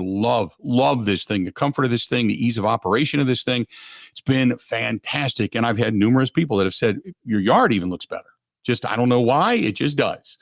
But our friends from Skag, big time. Thanks to them for stepping up, and thanks to them for supporting the community, supporting veterans, military members, first responders, and their families, and being a big part of our 17th annual motorcycle ride coming up on Sunday, September 1st.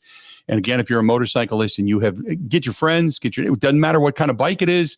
We just want to have you come with us and join us. We are going to continue to grow this thing, as it is already the largest annual motorcycle ride in the state of Wisconsin. So we're looking to break the record of 1,200 bikes this year. We would love to get over that. So please come out and join us. Let's go back to it. Brian Gutekunst talking to the media, and the second half of this conversation from a little bit earlier today. Here's Gutey. The decision to not pick up Stokes fifth year, obviously, is just a show me year for him. And how motivated do you see him so far? Yeah, that's unfortunate only because it was really because of injuries, not because of play, but at the same time, he looks just like Christian. He's attacked this thing as couldn't ask more from what he's done. He's kept a great attitude about it. He looks great. So again, as we get into this part of our season where it's probably the most stressful on these guys' bodies and minds, I think he's ready to attack that, and we need him. And I'm expecting a big year from him. Brian, when did the conversations start with Kenny and his team to get this new contract extension, and why was it important to get it done now this offseason? Yeah, sometime this spring. Again, Russ and Kenny's agent, Doug Hendrickson, do a great job. Two veteran guys. So, we started talking a little bit about that. Kenny was going into the last year of his second deal that we did with him. So it was something we thought was important. Certainly, I'm sure he thought it was important as well. And again, not only is he an elite player, but he's an elite locker room guy. So it made a ton of sense. And he's, quite frankly, for a third contract guy, which we don't do a ton of, he's a very young player. He's played a lot of snaps and he's played a lot of football, but he's a very young player. And you guys have been around him. He's kind of built to last. So hopefully that is the case. Brian, for you personally, you're in a real similar stage in your GM career as Ron Wolf and Ted Thompson were when they won Super Bowls. Do you feel, I think they might have had an inkling going into 96 and 2010 that they were on the brink of something big. Do you kind of feel the same way? It's hard for me to tell because I don't really know how they felt during that time. So it's hard I do feel really good about this group. You know, I like the way they work together. I like what's important to them. I like their ability to put the team before themselves. You know, again, every year's new, and they got to do that again this year. You know, with whatever challenges come this year. But I feel really good. You know, I like the way they work together. And I'm excited to get started to see if that continues, and I expect it to. But, you know, every year's a new year. There's so many different challenges. I think the thing that I'm most confident in is that whatever challenges are thrown at them, they won't blink. What was your thoughts when Lawrence and Goff got paid, considering the situation you're in, trying to work things out with Jordan, and then these other numbers started popping up throughout the offseason? No real reaction. I mean, we kind of expected those things.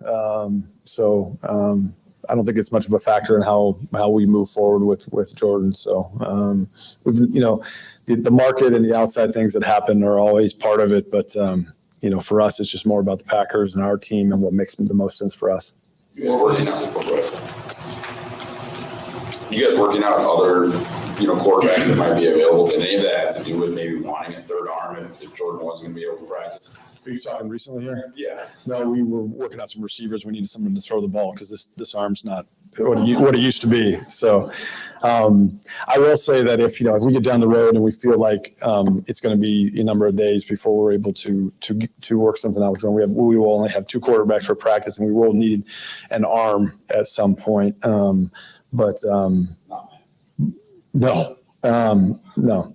You know, yeah, no. We'll see how that goes. You know, we'll be prepared. I mean, that was, you know, whenever we bring in skill guys to work out, we usually try to bring in a quarterback to throw, not only, you know, so we can evaluate the receivers, running backs, tight ends that we're looking at, but also, I mean, it's also a good check to see where these quarterbacks are in case we get into a spot. You know, a lot of times when we're working guys out, it may not be for an immediate situation. It may be for our emergency board, just to make sure that these guys still belong on our emergency board, are still in shape, still ready to go, things like that. So I know everybody likes to read into things when we bring guys in. It's usually something like that. Well, your arm was ever good. You were a lineman. Easy. I could pitch the ball like anybody. Yeah.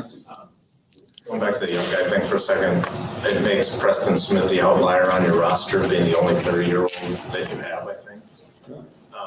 Why was it so important to keep him on this team, and what does he give this team in a whole? Preston, a lot like Kenny, just really represents, you know, so many things that we value. I mean, I think in 155 games, he's missed 1, you know, again. You know, his attitude that he brings to practice each and every day, the leadership he shows to our players, and the guy can still really play, you know. And, you know, since we've picked him up, in that 2009, I guess it was 19 free agency class. I mean, he's been there every day. You know what I mean? And he's still very much hard to handle for those tackles. So yeah, he's a major part of our football team. In terms of locker room, I know the players know this better than you do, but do you get the sense that not only is McKinney bringing you a potential elite level player, but maybe a cultural impact that goes beyond just how good he can be as a player? I do. I think, you know, he certainly did that in New York. I thought he did a really good job. He was the defensive captain there from a very young age, which is, you know, you don't see a lot. And I do think he's played a lot of football. Even though I think he's still just 24. Guys like him don't come around very often that have played that much at a high level and led like he had. So, yeah, again, it's, you know, it's a new season, and all those things, that equity that players build, you know, they don't just happen walking in the door. Usually you got to earn it and you got to build it. And, but so far from what I'm seeing from him, he's as advertised. Thank you, guys. Thanks, guys. That's it. There you go. That is Brian Gutekunst speaking. We're going to go over everything that he had to say, but Brian Gutekunst speaking to the media from just a little bit earlier today. So when we come back, we'll digest and decipher this portion of the program, brought to you by our friends at Cousin Subs. They've got the cheesesteak, they've got the bacon, they've got all kinds of good stuff going on over there at Cousin Subs. They've got the shakes, which are fantastic, the fries, the cheese curds, so many things you like about Cousin Subs. Don't ever take it for granted. It's right here in our own backyard, and you know me. Pepperoni melt, extra mayo, extra cheese, you are good to go. That is, to me, a staple when it comes out of Cousin Subs, and thanks to them for being a big part of the program and for stepping up and supporting veterans when it comes to our motorcycle ride on Sunday, September 1st. We got more of the Bill Michaels Show, breaking down what Gutey had to say next. Covering Wisconsin sports like a blanket. This is the Bill Michaels Show on the Wisconsin Sports Zone Radio Network. Wow, Wayne, that is a beautiful window. It sure is, Jeff. It really tackles energy efficiency. Sure has a nice slide. It's one of the best screenplays I've ever seen. They're so easy to close. I'd say it's a grand slam. If you guys keep making those dad jokes, you're going to be a real pain in my neck. Oh, that's a good one. Did you hear about this one? Well, those two go on and on. Let me share something that is not a joke. Order today from Pella Windows and Doors of Wisconsin and pay as low as $18 per window and $81 per patio door per month. The installation is completed with no mess and no hassle, leaving nothing but perfect results. A new patio door or front door makes for the perfect backstop. How is that one, guys? Ugh, they're gone. Jeff and Wayne love doing the Irish goodbye. Anyway, moving on from the dad jokes, don't miss this great deal from Pella. Get as low as $18 per window and $81 per patio door per month. Visit PellaWI.com. Certain restrictions apply on 7/31/2024.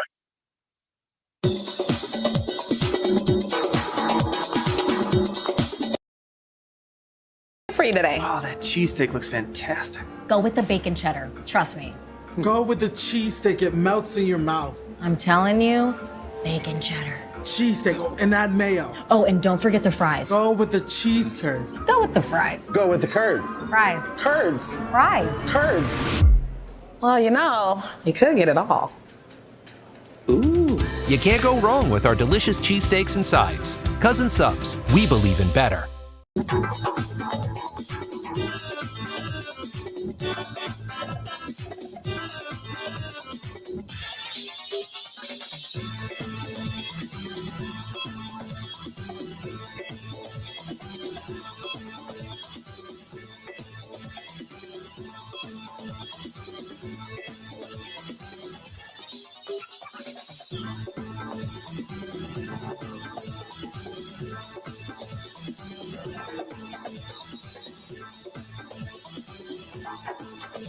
Bill Michaels will resume in 4 minutes.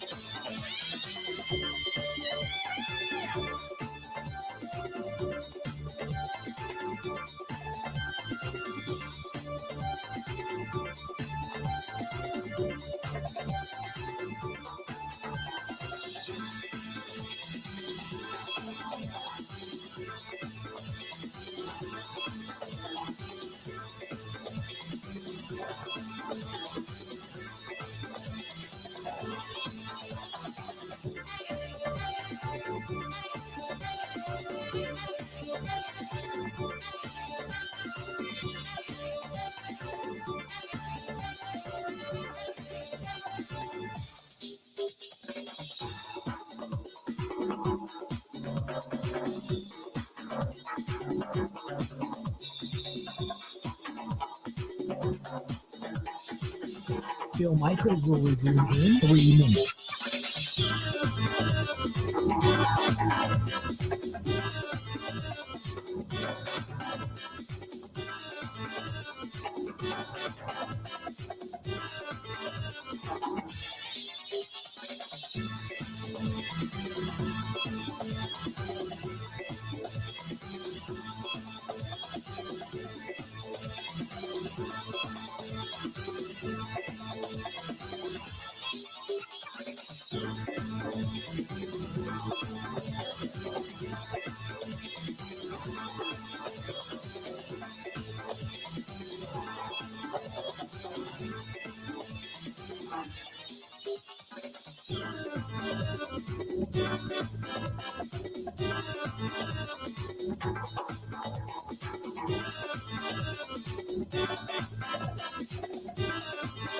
Bill Michaels will resume in 2 minutes.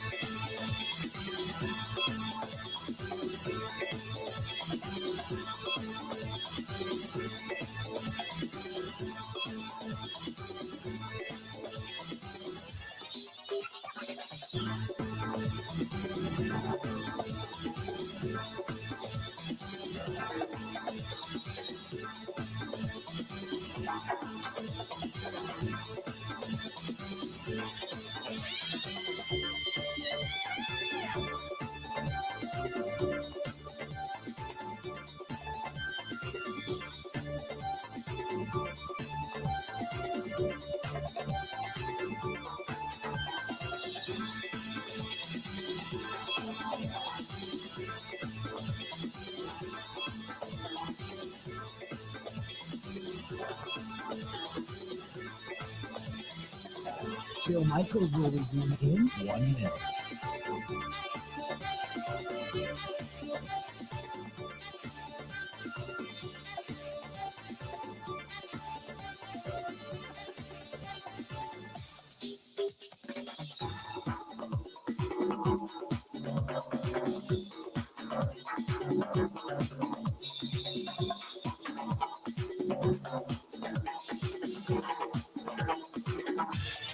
Bill Michaels will resume in 30 seconds.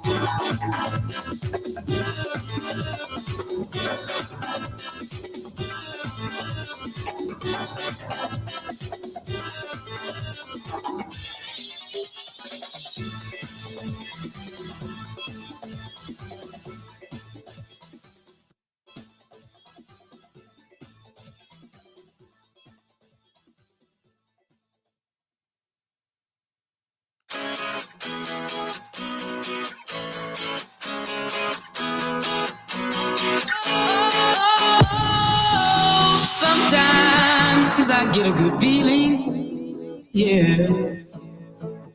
I get a feeling that I never had before. No, I get a good feeling, yeah. Oh, sometimes I get a good feeling, yeah. Good to have you.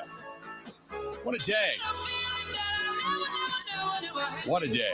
This portion of the program brought to you by our friends at Dream of Vacation. Michael and Melissa, for all your resorts, your cruise, your sport travel vacation needs, whatever it happens to be, they can help you out. If you're thinking about maybe February, hopefully after you celebrate a Packers Super Bowl victory, you want to head off to some place that has warm, sandy beaches. They can help you out. Maybe you want to take a sports trip and go see the Packers, go see the Brewers, what have you. They can do that. How about something international? No problem. But right here in the state of Wisconsin, right here in our own backyard, think about it, 414-208-4221. That's Michael and Melissa over there at Dream Vacations. They can help you out. 414-208-4221.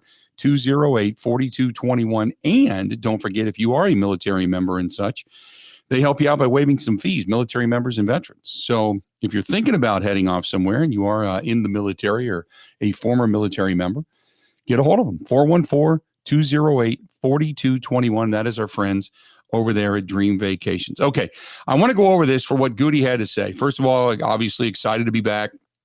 They said a lot of work to do, yada, yada, yada. Okay. They talked about Kenny Clark's contract extension right away. And rightfully so, because that's the thing that is done, right? And he called Kenny a model player you want to build your program around. A model player you want to build your program around. And I can't argue with that. It is very rare you get a lineman of any type, for that matter, defensively or offensively, in the Packers organization, that then gets that third contract.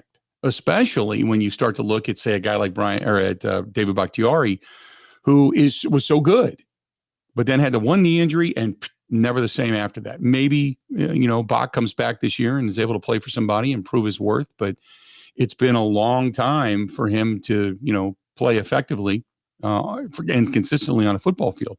That third contract, man, it makes you have some qualms, but they believe Kenny Clark is worth it. Okay. So then talking about Jordan Love's deal, he said, quote, "You never know. We're working really hard to get that done. We both want the same thing. We both want stability. Russ Ball doing a great job. These are big deals. It takes time." Talking about, again, the contract that they're working on currently to get Jordan Love done. Now, he said a couple of things there that are very much the obvious. They both want stability. Both the organization and Jordan Love. It could be over years because they want stability for at least the next half decade. It could be that Jordan Love wants a quicker bite at the apple should he perform. And he also wants the stability of, I don't ever have to worry about really money again. This is generational type of money, right? So they understand that. He said Saturday night, until they get something done, that Jordan Love will not practice. Okay, and that he was informed by Jordan's people that, hey, Saturday night until we get something done, meaning the contract signed, Jordan Love will not be practicing. Now, the one thing, I don't know if you caught it there real quick, he said, unless something got gets done today before practice, he's not going to be out there. But saying that gives you the glimpse of we're really, really close. It could happen any second. It could be done in any second. So he could have been like saying it like, unless you see him walking down the hall there, which could possibly happen. That led me to believe that they're really, really close to getting all this stuff done. He did say he will not be out there until we get this resolved. But, and then he paused and said, Jordan is taking part in everything else. They've got a really good working relationship between Russ and meaning Love's agents. He said there's really no timetable, and he said, we're down the road as far as we know. He is our franchise quarterback, and we want to put the best team around him. In other words, look, here's the projection outwardly. We want to be able to put the best team around him. You can't take all the money. We don't want to go down that road again. We want to make sure we can put the best team around him. Here's the window, guys. So, yeah, quarterbacks, they're making a lot of money, and we got to talk about it. But we want to put the best team around him. And then he said, we need to make sure that this is the best structure for our football team. But he did say this is not expected, and hopefully this doesn't take too much time. And then said emphatically, we'll get there. Meaning this deal is going to get done. On the injury front, Jaden Reed not practicing because, quote, he tweaked something in his youth camp. And then he joked maybe an 8-year-old beat him on a route. He said, but it won't be too long. The question about the Sunday ticket was interesting. I think it might have come from Matt Schneidman. I'm not sure. But the Sunday ticket and the lawsuit in which the NFL lost that for, I want to say, was it 400 million or 4 billion? I can't remember what the total amount of money was in that thing, but it was a large amount of money. And he was asked about it. That losing that deal again with the Sunday ticket and that fine that is being put out in the lost lawsuit, does that affect your ability to kind of look down the road for what the salary cap is going to be? Because you just expected it to go up exponentially with some of these other deals, but losing that amount of money in that court case, does that affect you? And Gutey responded by saying, it doesn't a lot. He said, you always kind of get a gauge as to what you think the circumstance is going to be when it comes to the salary cap. You do have to look forward to that, and you do have to look down the road to see what your percentages are going to be. But he said that it doesn't really affect us a lot because we know what quarterbacks are worth and what we are willing to pay. Zach Tom, the good news is Zach Tom with the torn pectoral muscle coming off the PUP list this morning. He's back at practice. Tucker Kraft, he said, going to take a little longer, but not worried about their ability for him returning either. Probably sooner rather than later. Then the question about the kicking game. And they said, hey, how long is it going to take for this, the kicking game to kind of shake itself out? So you really got the handle on who it is going to be your kicker. And Gutey you could almost see him or hear him smile and say, it's going to take as long as it takes. As long as it takes. In other words, we know who we want, but we're not sold on who we want. So he said there's going to be a myriad of, kickers maybe coming through camp, or that competition is going to last as long as it takes. So we're not in a hurry right now. Also, we talked about Christian Watson saying he's done everything in his power this offseason to get healthy. We believe he is. And then he said we need him out there because we know we're better when he's out there, which I found a little interesting because he hasn't played a ton. But they obviously see what we see, that if Christian Watson's on the field and performing the way he did, specifically go back to when Aaron Rodgers was throwing footballs and he was catching touchdown passes, and he became a legitimate threat, you saw that teams, defensively speaking, played the Packers a little different because of the threat for him to go over the top. So he said it. He said, look, he's done everything he can to get healthy and his power to get healthy. We need him out there because we know we're better when he's out there. They talked about Stokes and his contract and him coming back. We need him. He's been banged up. We're going to see how well he does. Doesn't sound like they're sold on his health. But now on the rest of it, it's his prove it season. They talked about that. He talked about bringing in an extra arm or so for camp. because Gutey can't sling it the way he used to throw balls to the other wide receivers. And then it kind of went on from there. So that's kind of the main points that came through Brian Gutekunst in his presser today. But you got to sometimes listen to the quips, the little comments along the way that give you a little bit more insight. And that's what we saw today out of Brian Gutekunst. It sounded like they are really, really, really close to getting the Jordan Love deal done. It's not going to be a distraction. It's not going to be a problem. But, the one thing he did then walk it back a little, saying these are big deals. So they get a little more complicated, but that's when he said, hey, if you unless something changes here, you might see him out there today, which led me to believe, okay, they're that close.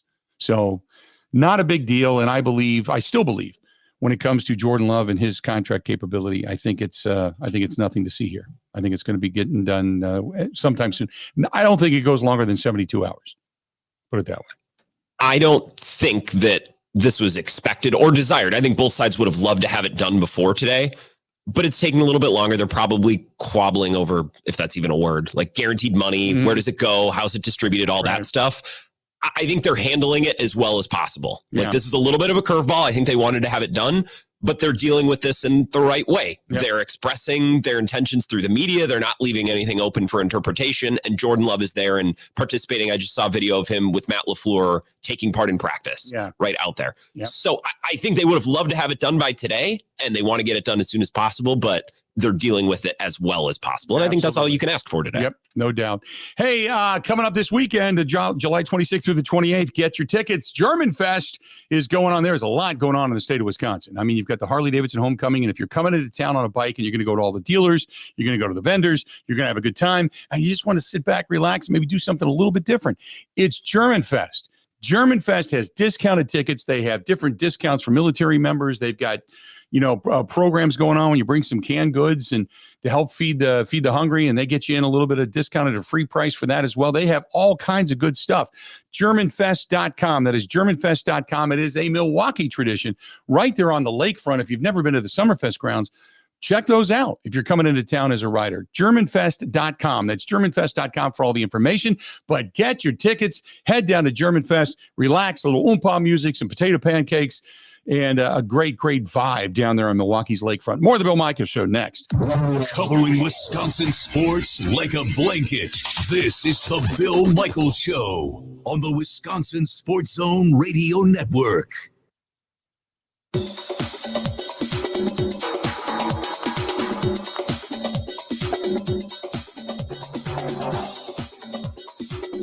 Bill Michaels.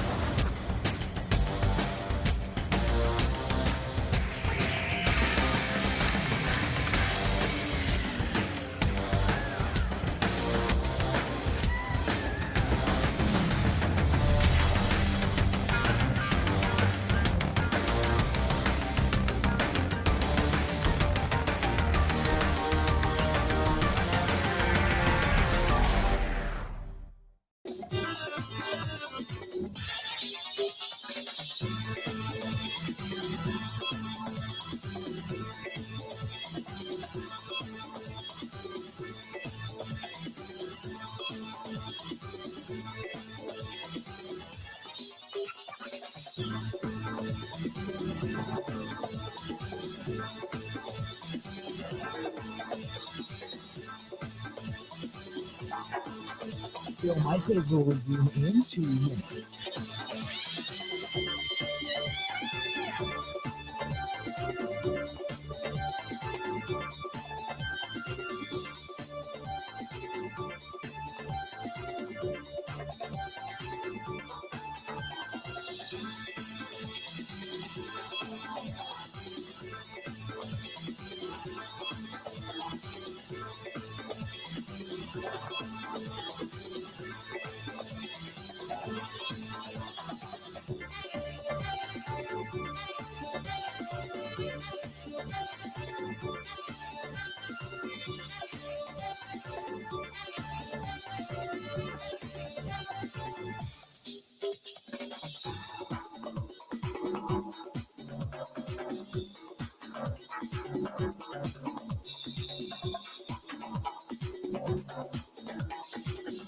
Bill Michaels will resume in 1 minute.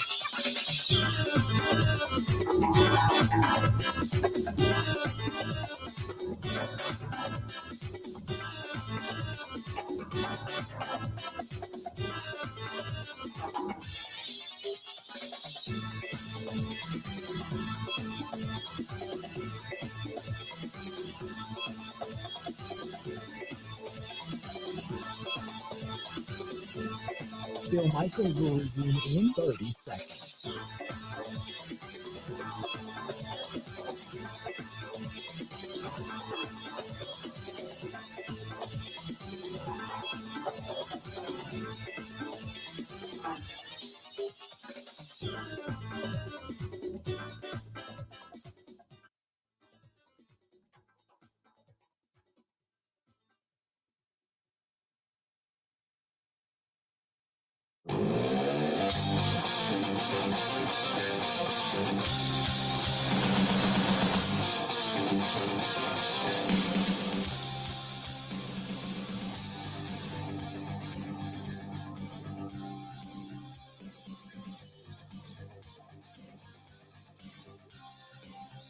Oh, so good to have you.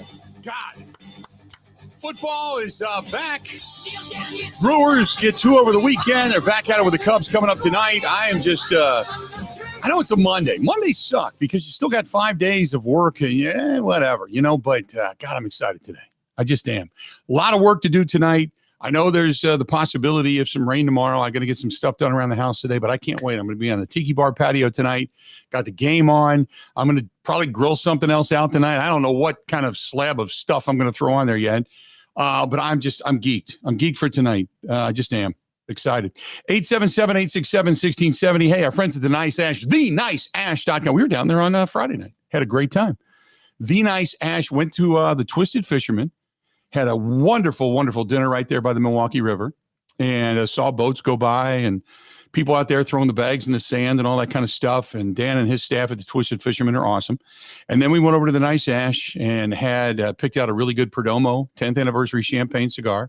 Had that and just sat back, listened to some old school music. They have such an eclectic mix of music. Thursday, Friday, and Saturday, live music down there.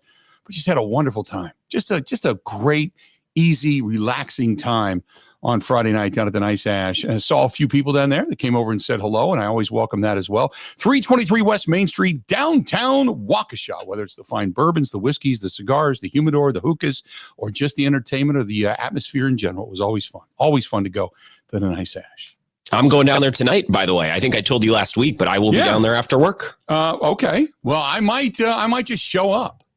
Who knows? I was going to say, it's always a good. Might as well. I'm stocking up on a few cigars because I'm heading to Rhode Island, Boston this weekend. So, we rented a house right there on the bay, and which probably more than what we needed. But Kristen rented it. I didn't because she knows the area. But we got a house with a pool and all that kind of stuff. So I know there's going to be a day or two where at night I'm just going to be sitting on the deck just smoking a cigar and having it. So I'm going to take a few with me. So looking forward to it.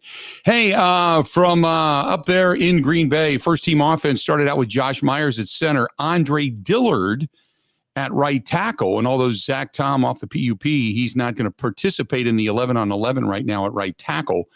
And then later on, they moved Elton Jenkins over to center, believe it or not, with the first team. Elton Jenkins was at center. Hello. How about that? There's a little thought. Little discussion for you coming out of the first day of Packers training camp. So thanks to our guy, Mike Clemens, and the team on the ground. But yeah, you got some Elton Jenkins playing center too. Who knew, right? 877-867-1670. We've got a lot to get to in the next 2 hours. I can't believe we're already 2 hours into the program. It's just been flying by. 2 hours. Do we have any guests today, by the way? I didn't even think to ask. Other than Clemens, we got him for the last 45 minutes. But other than that, I figured we'd react to what Gutey said, and we'd react. We haven't even gotten to Matt LaFleur yet. Yeah. And some of the things that he said. Yeah, so not Matt today. LaFleur. No. Yeah, we got Matt LaFleur coming up. Let's say here, another, 15 minutes? I think he spoke right after Gutey. Well, unless you're asking when we can play LaFleur whenever. But yeah, he spoke right after Gutekunst. Well, Matt, you'll hear from Matt LaFleur coming up next after the top of the hour. Let's do that. We'll have Matt LaFleur that way. We'll bring you in. We can kind of break it down a little bit, but nevertheless, it's yeah, we'll hear from Matt LaFleur and his thoughts as camp gets ready to get underway. And I'm sure he's going to address his quarterback in that situation a little bit, and they're going to get it done. But in the grand scheme of things, when it comes to the contract discussion and Gutey and Russ Ball and the people, because he has people for Jordan Love and Love's prospect of being in camp when it comes to fully participating, I got to think in the next 24, 48, 72 hours max that this whole thing is going to get done. So we're going to hear from Matt LaFleur when we come back. So it's a feel good Monday. I mean, Friday was feel good. And maybe you don't want to go back to work today. Maybe you're not feeling it. Today, I'm feeling it. I feel good today. I'm fired up. Good situation to be in. Let's do this. We'll step out. We'll take a quick break. We're going to come back. We got a lot more to get to. 2 hours down. We got 2 hours yet to go. You're going to hear from Matt LaFleur, the head coach of your Green Bay Packers. That is coming up next. This portion of the program brought to you by our friends at Skipper Buds out there in Pewaukee. My guy, Todd, he tells me, hey, Bill, do me a favor. When you send people to us, see what they're looking for, because the 25s are starting to roll in. So they have now got some reduced deals on the 24s. So if you were thinking about it and you're like, I don't know if I want to buy a brand new, well, now's the time, because the 24s are starting to come down because the 25s are going to start rolling in. Skipper Buds, boat sales, service, and storage. Call them 262-544-1200. Ask for Todd. He's the GM.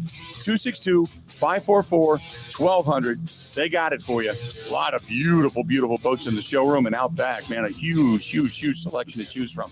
More of the Bill Michaels Show is next.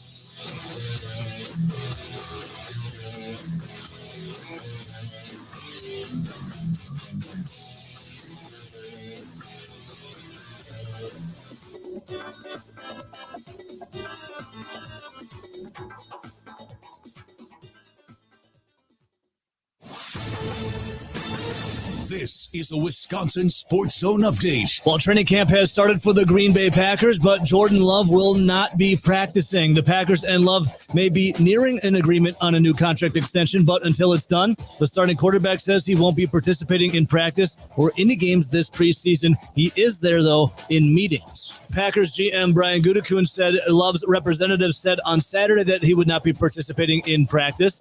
Gutekunst also had some positive news, saying they were close on a deal. Turning to the Brewers, they swept the Twins in a 2-game series. Yesterday, Rhys Hoskins hit a go-ahead homer in the 8th inning, and Jackson Cheerio also homered and drove in 3 runs to lift the Brewers to an 8-7 victory. Here's more from manager Pat Murphy. This was a relentless victory, if there ever was one. Relentless on the road, great crowd, great atmosphere, and a really good team across the way. The Brewers now sit 57-42 on the year. They are 5 games above the Cardinals for first place in the NL Central, and coming up, it'll be their final series against the Chicago Cubs this regular season. They're down in Wrigley. First pitch tonight will be at 7:05.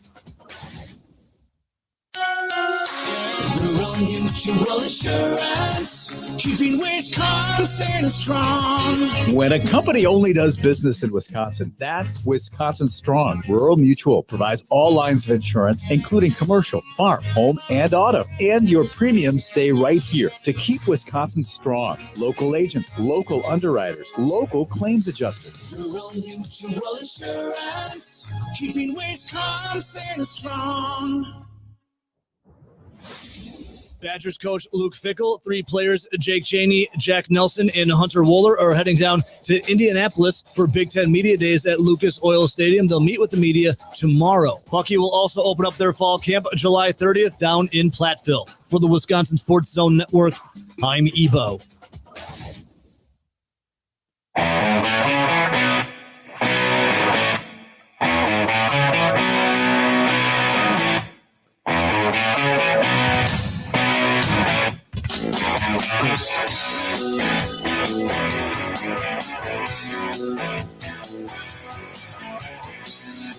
Welcome back. Bill Michaels Show. And on this fun-filled day, excited about today. I just am. Just excited about today. It's a fun day. You got Packers back at practice. You got Brewers getting a couple of wins over the weekend, all that kind of good stuff. I got to say thanks to our friends at Eagle Valley Speedway in Jim Falls, Wisconsin. Nothing going on this weekend, by the way. Wanted to let you know that. Nothing going on this weekend. there's a lot going on in the state of Wisconsin, and they're like, you know what? Go out and have fun. Go have a good time. The state fair's coming up. You've got the Harley-Davidson Homecoming. You've got Grid Life going to Road America. You've got German Fest going on at the lakefront down in Milwaukee. You got all kinds of things throughout the state of Wisconsin. So nothing this weekend. However, you do have coming up on the August 2nd, they got the Gary Blazer Memorial going on. And you've got the backpacks for kids. They're going to be filling up backpacks that weekend as well. So coming up on the 2nd, August 2nd, which, by the way, is a week from this Friday, August 2nd, they have got the Gary Blazer Memorial, and they're going to be filling up kids' backpacks, getting them ready for the back-to-school stuff, which I'm not thrilled about because that tells me that we're approaching fall. But if you want tickets, adult general admission, $15, senior admission, $12, military, $12, kids, all that kind of good stuff. The pits are open. The gates are open, 5:30. So a lot of good stuff happening. Eagle Valley Speedway. Go to eaglevsw.com for all the information. eaglevsw.com. Again, eaglevsw.com, and you get all the information for Eagle Valley Speedway right there in Jim Falls, Wisconsin. Good stuff. So you've got to the practice that has just culminated from the Green Bay Packers. We heard from Brian Gutekunst in the last hour. Now we want to hear from the head coach and to see what he has to say as he got ready to take his guys out to the practice field and get them ready for day one of Packers training camp. This is Matt LaFleur. Matt LaFleur speaking to the media. You plan to divide up the quarterback reps with Jordan and Outback? It's probably going to look 50-50. So today what we're going to do, because of the time constraints, a lot of our work is down in the red area just to kind of shorten the field a little bit. And then we have a lot of two spots, so it kind of will naturally just work itself out. And then, when we do it routes versus air as an offensive unit, Sean Mannion's going to have to be ready to roll. How long can you go with just two quarterbacks? I mean, that's a great question. I think, obviously we're hopeful we'll get something done here in the next sooner than later. But that's something that we're going to have to just adjust on the fly. Nancy Jordan's still obviously, a young starter. I know he had a terrific second half of the year, but what's he missing by not being here? I think anytime, whether you're a young player or a veteran player, I mean, I think when you get to camp, you want everybody out there. And there's some guys that can't be out there today for other reasons. And, but you just got to adjust and adapt. And that's the nature of the beast. That's part of our game and part of our business. And, but we're confident that he'll be out there sooner or later. And I know how he prepares, so I'm not overly concerned about that. He's going to do everything he can to get the mental reps. Obviously, the physical reps are really what's important. Just to be clear, so he's obviously still here. Will he be at practice? Yeah, he'll be at practice. He was in the meetings, participating, and just, hopefully we'll get something done sooner than later. At what point do you realize you're going to have to adjust and adapt to our practice plan that he might not be actually on field practice?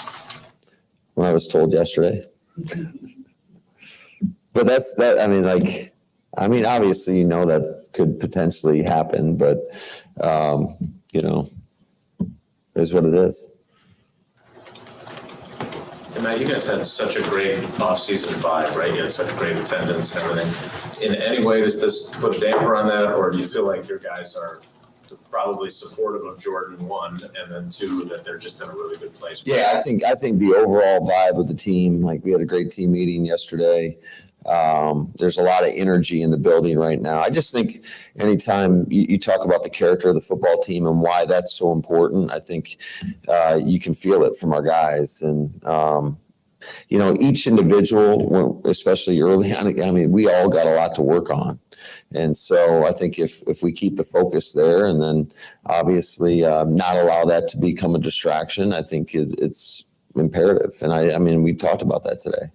Kind of talked during the offseason about how it's great that you guys finished the way you did, but that doesn't mean anything moving forward. Was that kind of the theme to your conversation with your team yesterday, or what was your message? Yeah, I think, you always go over the objectives of training camp, and obviously getting back into football shape, kind of forging our identity, getting ready for week 1 and beyond.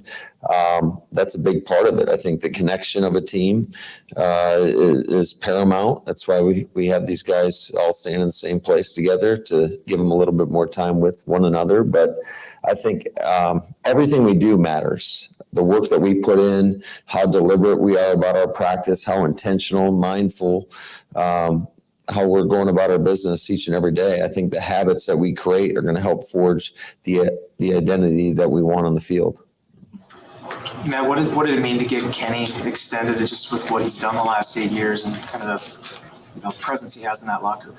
Kenny is the model of consistency and in everything he does. His approach, obviously, he was here participating all off season, and then just the work he puts in. He has guys out with him in California and helping those young guys along. And then you can always count on him each and every Sunday. So I'm really happy, ecstatic that we got that done. And just, I think that the guys are fired up for him as well. On Kenny, he'd be good in any scheme, obviously, but is there maybe more out there for him individually, impact-wise, and what he's going to be asked to do here? Yeah, I think you said it, Bill. I think that he's good in any system, and hopefully, that there's more out there for him. I think certainly you're either getting better or you're getting worse, and I think he's still got room to continue to grow. And but just love that the fact that we got that done, and he's going to be out there with us. Matt, Brian mentioned he thought that these guys have a hunger to them. I'm wondering what you see. I'm assuming you share that sentiment. What do you see from these guys? I think they're energized. I think guys are ready to go. I think they're ready to get back at it. But ultimately, we got to go out there and do the work and put the work in. And like I said, we got to be deliberate about how we go about our business and the approach that we take, and making sure that we're constantly competing to give our best each and every time we get out on the field. I know the start OTAs was kind of jogged through for a lot of it at the start. Is that kind of how these first few days look, or are you go? No, it's a different mindset now. It's training camp, and we got to get ready to play football. And there's an acclimation period here for us, and you're kind of limited, obviously, on the time and what you can do. Certainly, to me, it really starts when you get the pads on. And so there's some rules of engagement along the way, in terms of, at the end of the day, we need to get better and work together, every phase.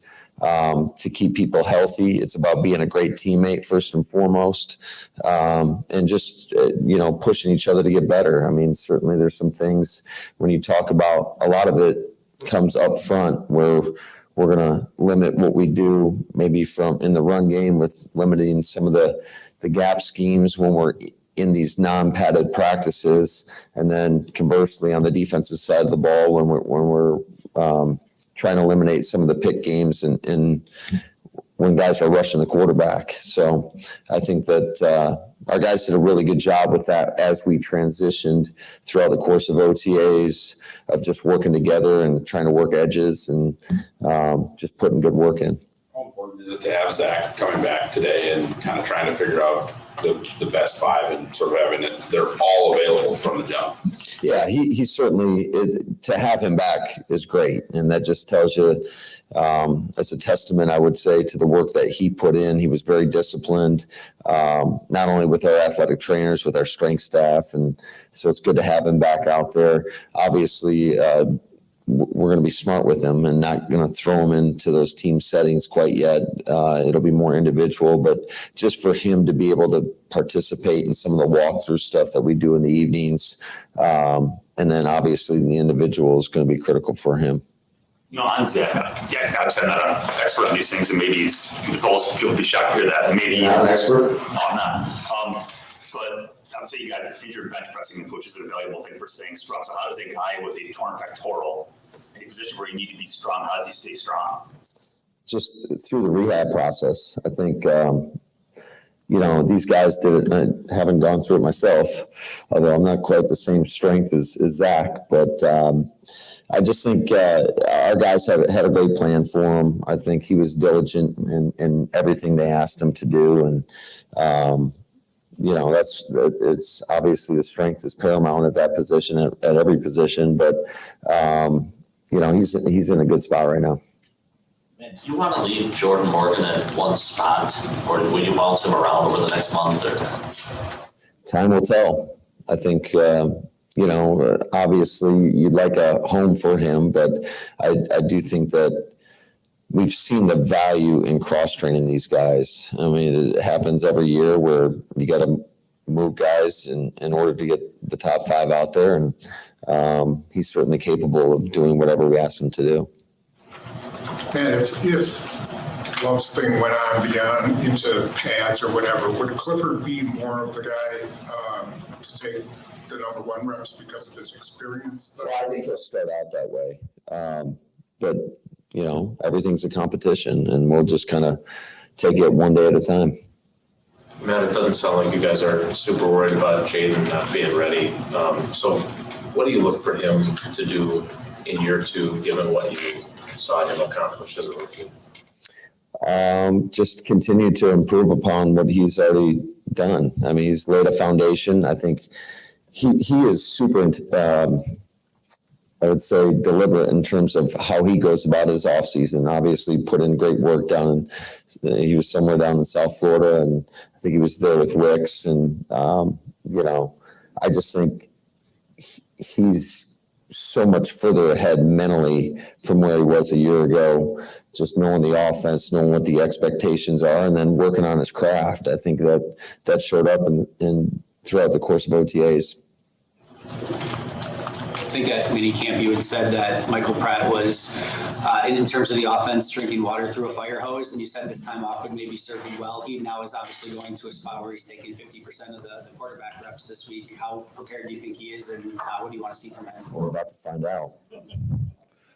I wish I could tell you that. I mean, he's done a nice job in the meetings, and there's still a lot of room for growth as to be expected, right? I mean, we've got a pretty big volume of offense that we can throw at these guys. And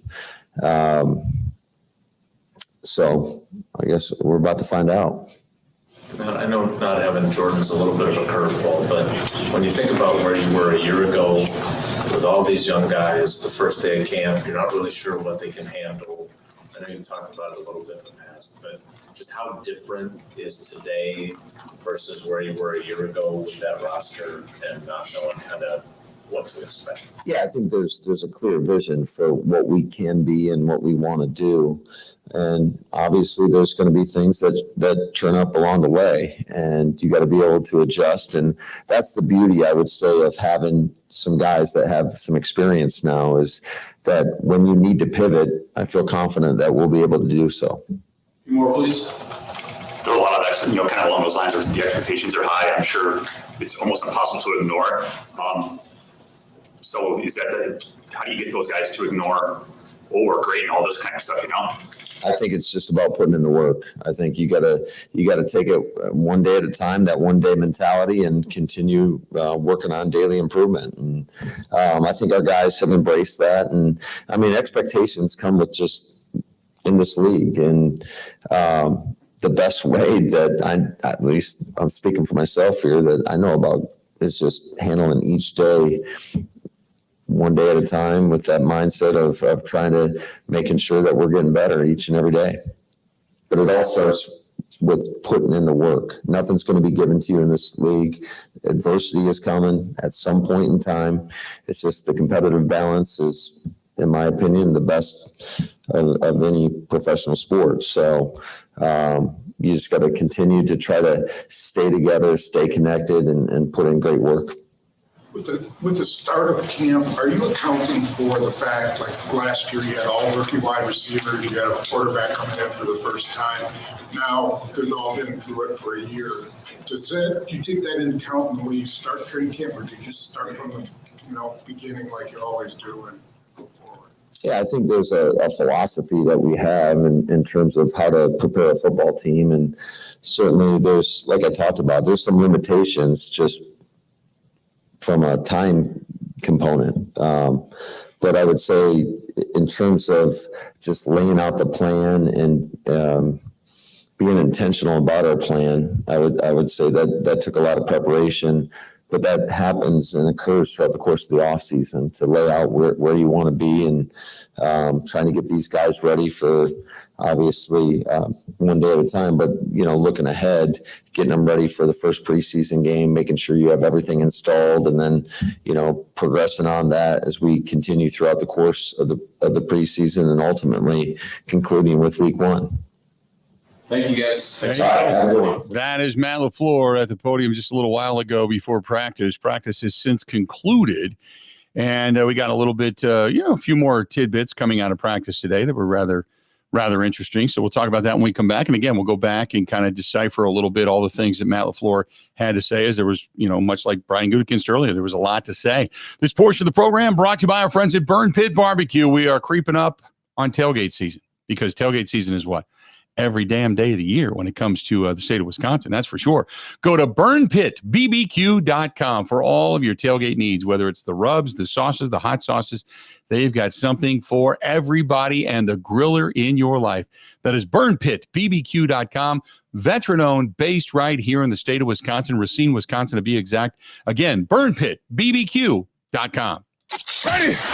This is the Bill Michaels Show on the Wisconsin Sports Zone Radio Network.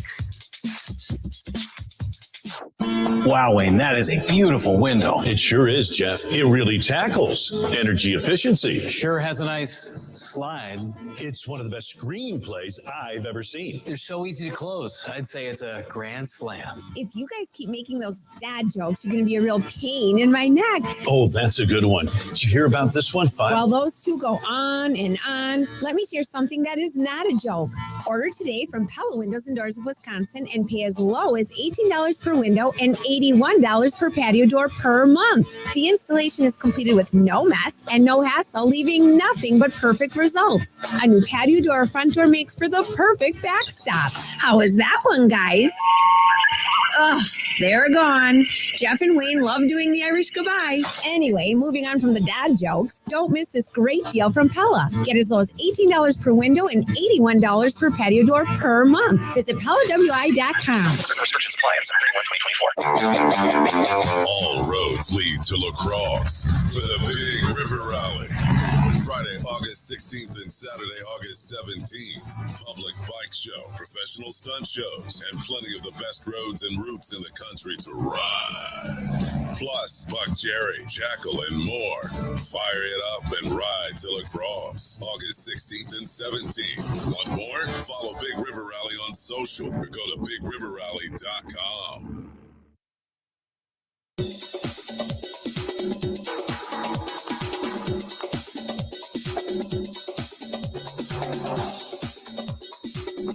Bill Michaels will resume in 3 minutes.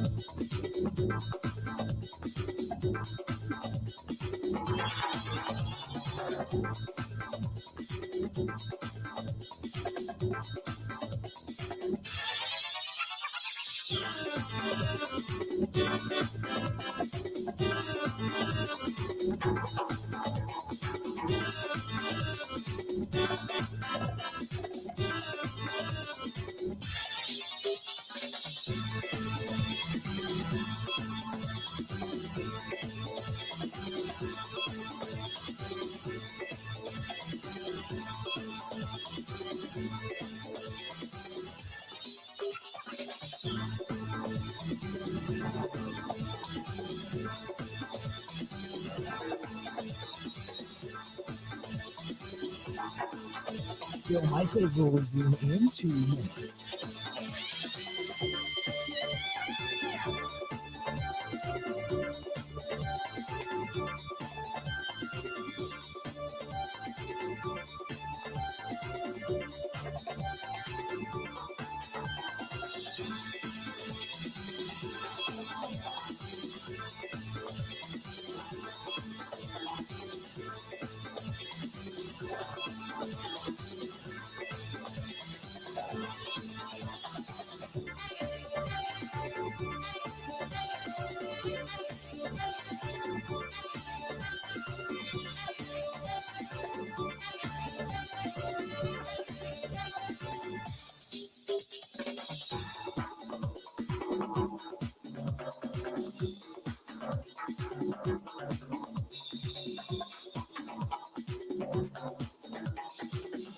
Bill Michaels will resume in 1 minute.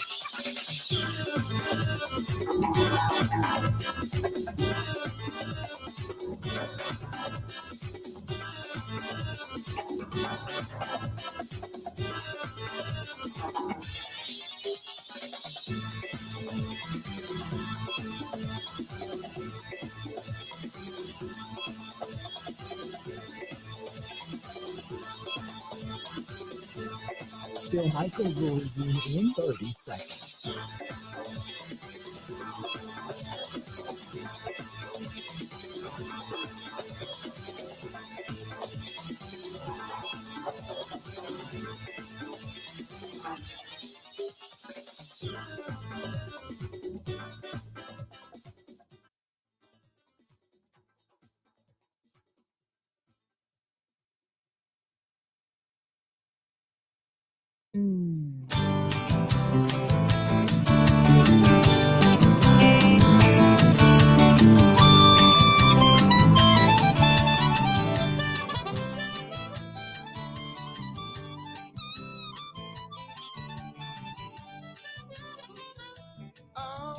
Once upon a midnight period, walk with something in my head. I couldn't escape the memory. Good to have you back, the Bill Michaels Show. On this Monday edition of the start of training camp, Brewers get a couple of wins over the weekend. We got all kinds of other things to kind of get to coming up in the next hour as well, including the fact that you've got Pat Murphy, the manager of the Brewers, wanting to use tasers on players, comically, but it's kind of funny when he talks about it. So we got that. I hate to go there on day one of training camp, but some of the stuff that Aaron Rodgers said over the weekend regarding the criticism upon him from others regarding him missing the mandatory minicamp, it sounds eerily familiar to something we've heard before. And I didn't have this original take, but when I heard it again, I thought, yeah, that's it. That's kind of it. So we'll get into that a little bit as well. You've got Xander Schauffele, who wins over the weekend, wins the Open Championship. So that taking place. You got Team USA, got a big-time scare out of South Sudan, where they were down, and it took a monumental effort, specifically by LeBron James, for Team USA basketball to get a win. And the announcement has been made that LeBron is going to be bringing the flag in when it comes to the introduction of teams at the Olympics this year as well. So you've got that going on. So there's a lot of stuff happening. A little bit of breaking news that you didn't mention there that I think folks in Madison especially are going to care about. Did you see what broke about 15 minutes ago? I did not. I would assume it comes out of the Big Ten Media Day. No, not even, although maybe this will come up. I'm sure maybe someone will ask Luke Fickell about this week. Maybe Zach will. Beginning this season, and this is directly from UW, Wisconsin Athletics will begin selling beer, wine, and prepackaged alcoholic product beverages in general seating at Camp Randall. There you go. There you go. Maybe with this a little bit of progress, they'll figure out a way to also get the students in a little bit earlier so the congestion outside of Camp Randall isn't nearly as bad. And we can kind of do away with the late arriving crowd down there in that student body end as well. So progress at Camp Randall. I like that. Or get them to stay until the end of the game. Yeah. You know, if they can continue to buy booze. The funny thing is if I didn't know Wisconsin football intimately, like if I didn't live in Wisconsin, if I was a Purdue fan or whatever, I might see this headline and think, wait, they haven't been selling beer in Wisconsin? Right. It took them until, that would be my first thought seeing this. It's like, well, what the hell took them so long? I just assumed they were selling beer there. Why wouldn't they? Yeah, that's the wait a minute moment out of a state that is known for beer, brats, and cheese, so to speak. So, which on one hand, I look very proudly upon it. On the other hand, I'm kind of cringe because I'm like, this state has so much other stuff to offer, but yet that's kind of what we're known for. And on one hand, it's great. On the other hand, it's you'd like to expound upon kind of the backwoods, hillbilly, Northwoods look that some perceive the state of Wisconsin to be, because it's not. But we proudly own the title, man. We're the beer capital. We are the brat capital. We are the cheese capital of the world. So I guess, you wear it upon your chest and you say, oh, by the way, come on in, drink a few beers, have a few brats, eat a little cheese, and find out that there's more to the state than just that as well. So regardless, good publicity for the city and the state over the last specifically couple of weeks regarding the RNC. A lot of people are coming to town, and you follow it up after that. You've got the big Northwestern Mutual Convention going on, specifically here in the Milwaukee market. Then you got the Harley Davidson homecoming going on. You've got Country Thunder is going on. Is it Country Thunder or whatever the other country thing is going on down in Twin Lakes? Every corner of the state has their own country something or other. I get them confused. The EAA Air Festival, Air Venture is going on up in Oshkosh. We saw that. So, I mean, now you got the Green Bay Packers and the Brewers. Bucks will be playing before you know it. So we've got a lot of national eyes on the state of Wisconsin. And I'm sure during the presidential race, being this being a swing state, you're going to hear from everybody coming through the state of Wisconsin in every city. And, I said it before, I'll say it again. You're always going to hear the word Packers in some sort of speech, always. And you heard it at the end of the RNC because it's just what it is. The number one thing in the state of Wisconsin that people tend to care about, more so than anything, that trips the trigger over everything is Green Bay Packers.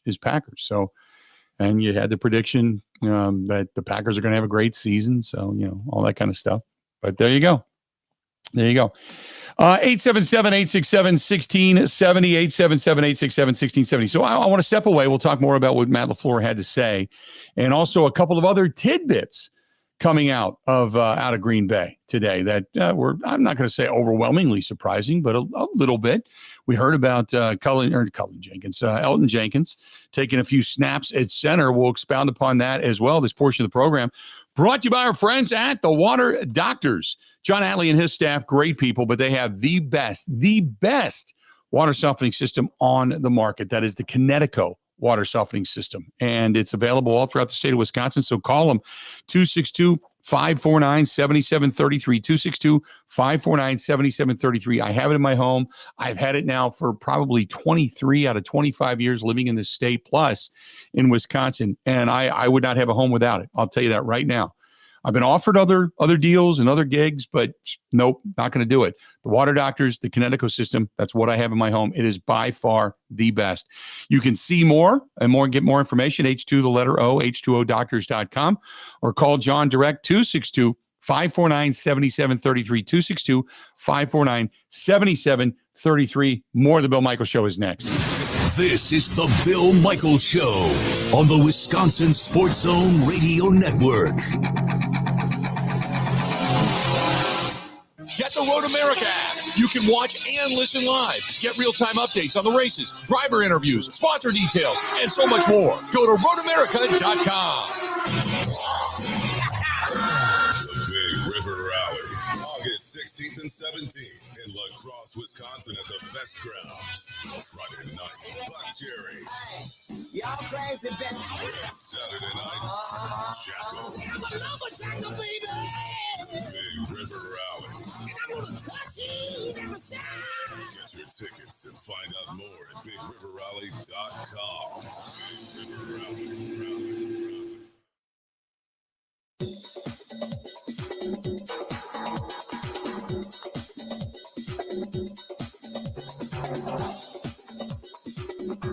Bill Michaels will resume in 5 minutes.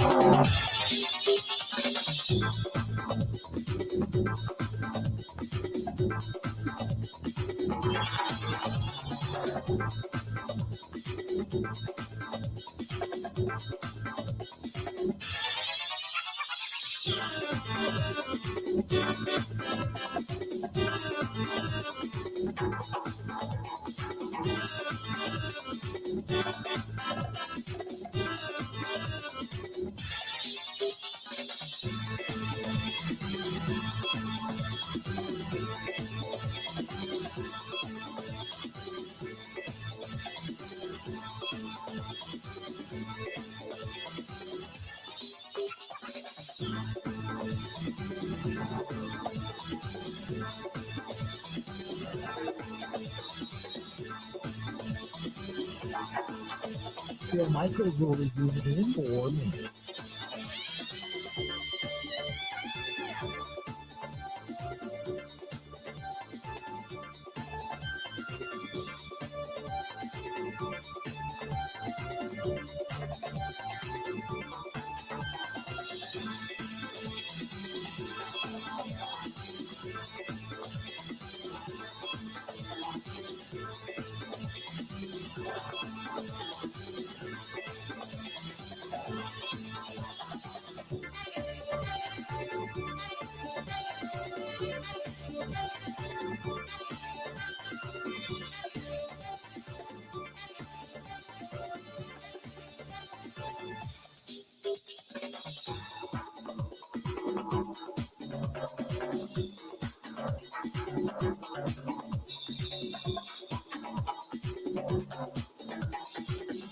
Bill Michaels will resume in 3 minutes.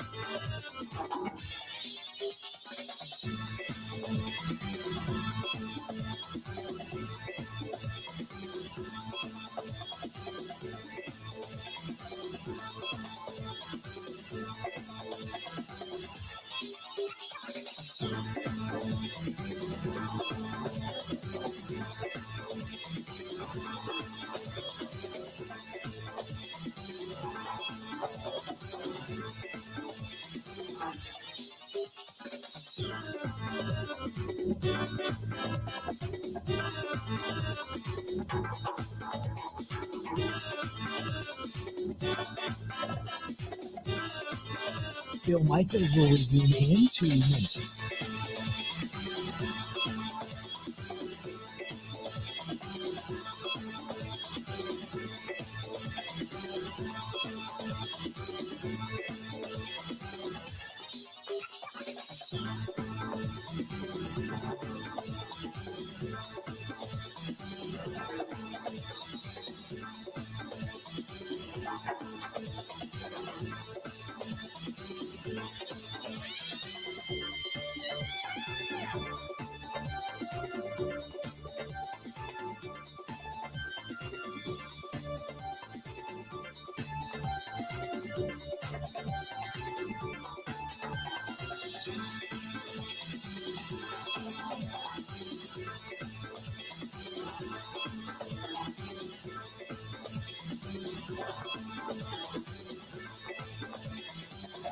Bill Michaels will resume in 1 minute.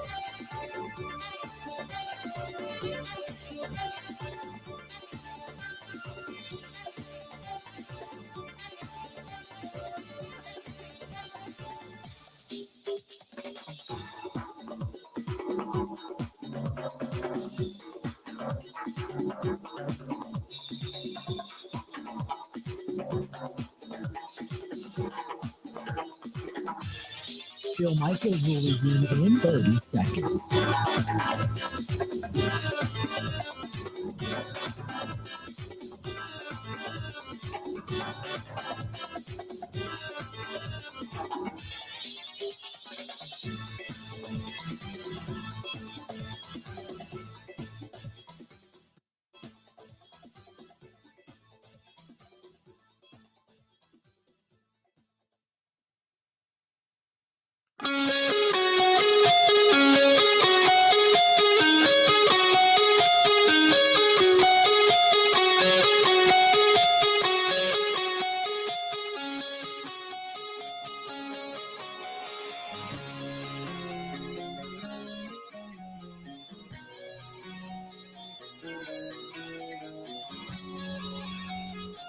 Good to have you, the Bill Michaels Show on a Monday, beautiful Monday.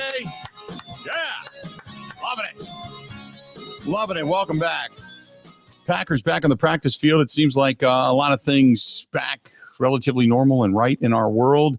One of the things that makes it even more possible is great friends and great supporters, and that is Andrew Chevrolet. Andrew Chevrolet on Silver Spring in Glendale, Wisconsin, just north of Milwaukee. But you can find them online. Simply go to andrewchevrolet.com for all the deals. They have so much in stock. whether it's the EVs of the Blazers or the tracks and such, or a lot of the new cars. By the way, the 2025s, much like the boats, 2025s are starting to roll in, which means 2024s are on sale. And during that whole worldwide computer glitch from a while ago, they were only one of the dealerships that were still selling cars, not just taking deposits on them. They're working with you to do it. The all-new redesigned 2025 Chevy Trax, the Malibu, the Silverados, they got them all. And they're the ones that said, hey, if you need a truck for all the charitable stuff that you guys do, call us, because we'd love to help out, and damned if we didn't and damned if they didn't. So they are just great people, big time believing in giving back to the community. And we could not do what we do and make all the appearances, just like we did this weekend, without our friends at Andrew Chevrolet. Go to andrewchevrolet.com for all the information, or just call them direct, 414-973-9867. Look for the vehicle you're searching for, schedule a test drive, or just call them up and say thanks for being a part of so many military things for us and for those who we support. Again, andrewchevrolet.com. That is andrewchevrolet.com. Good stuff. And thanks to them for being a part of it. So I did really quick want to go over everything that Matt LaFleur had to say. He talked about, he was asked right away, like, look, you've got 2 quarterbacks in camp.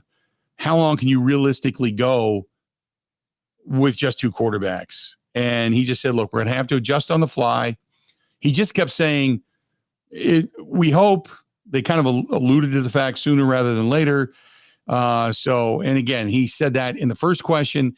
Then he said, we're confident Jordan's going to be out there sooner rather than later. He's doing everything he can to get the mental reps. He was at practice. He was in the meetings. He's participating. He's just not practicing, so to speak. He said that they had a great team meeting yesterday. There's a great energy and a great vibe in the building. But he talked a lot that I thought was rather interesting about forging an identity. Forging the identity and the connection of this team, it's paramount, he said. He said it was, quote, paramount. And that's why we're having them stay in the same place as a part of a way to work towards that identity that we want on the field.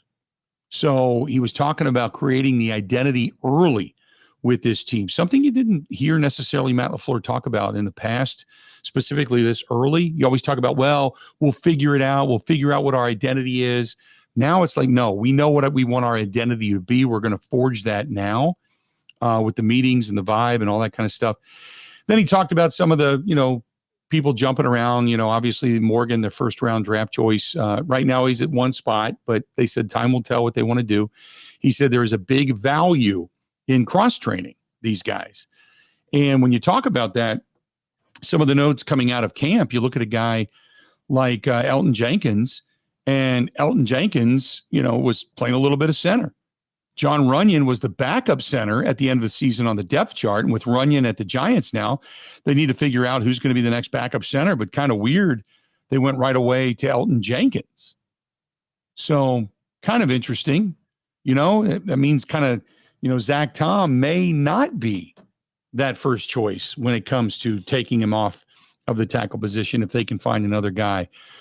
They also talked out and said, hey, look, worst case scenario. And I think it was Spoon that Tom Silverstein that asked the question, but basically said, look, worst case scenario that this contract doesn't get done in a timely manner. Who's your first team guy right now? And he said it would be Sean Clifford, would start out at the number 1. That's it, just because of his knowledge of the offense. He said it's fluid, but that's if the Love contract thing drags on. But again, he's like, we're going to get this thing done sooner rather than later. So, they're not worried about it. He did talk about Jaden Reed and about having a little bit of a tweak because whatever that tweak specifically is, because of his youth camp, he tweaked something and they're just being cautious, but said that, look, Jaden Reed, he said, quote, is super deliberate in how he goes about his offseason preparation. He's so much further ahead from where he was a year ago. They talked about Sean Clifford, kind of getting himself ready and some of the backups and such. But look, there's really not much of a concern right now when it comes to even like a guy like Michael Pratt, who they said was basically drinking water out of a fire hose. And when they asked him, like, do you still feel that he is? He's like, well, we're going to see. We're going to see how much he learned, how much he left and went away and studied. So and that's what I was saying. The first couple of days when you don't have the pads on, this is just to find out who went away and committed themselves to football, who went away and studied the pads, the playbook, what they should be learning, film, whatever. This is when you find that out. Who's the football player? Who's the guy that's really, really, really concentrating on his craft? And then who's the guy that left and went and enjoyed himself for the couple of weeks they had off and came back going, okay, I'll get it when I get there. Who went away and worked on their body, who went away and worked on their stamina, who went away and worked on their mind. So this is when you find that out over the first couple of days of camp. And then after that, you really start to kind of hone in as to what you want to do and where you want to play people. But there's some good stuff coming from Matt LaFleur. But I'll tell you this, over and over and over again, all you hear is sooner rather than later, sooner rather than later, sooner rather than later. They're going to get it done. I know that Gutey and Matt LaFleur both gave us a backpedal, if you will, in case it doesn't get done.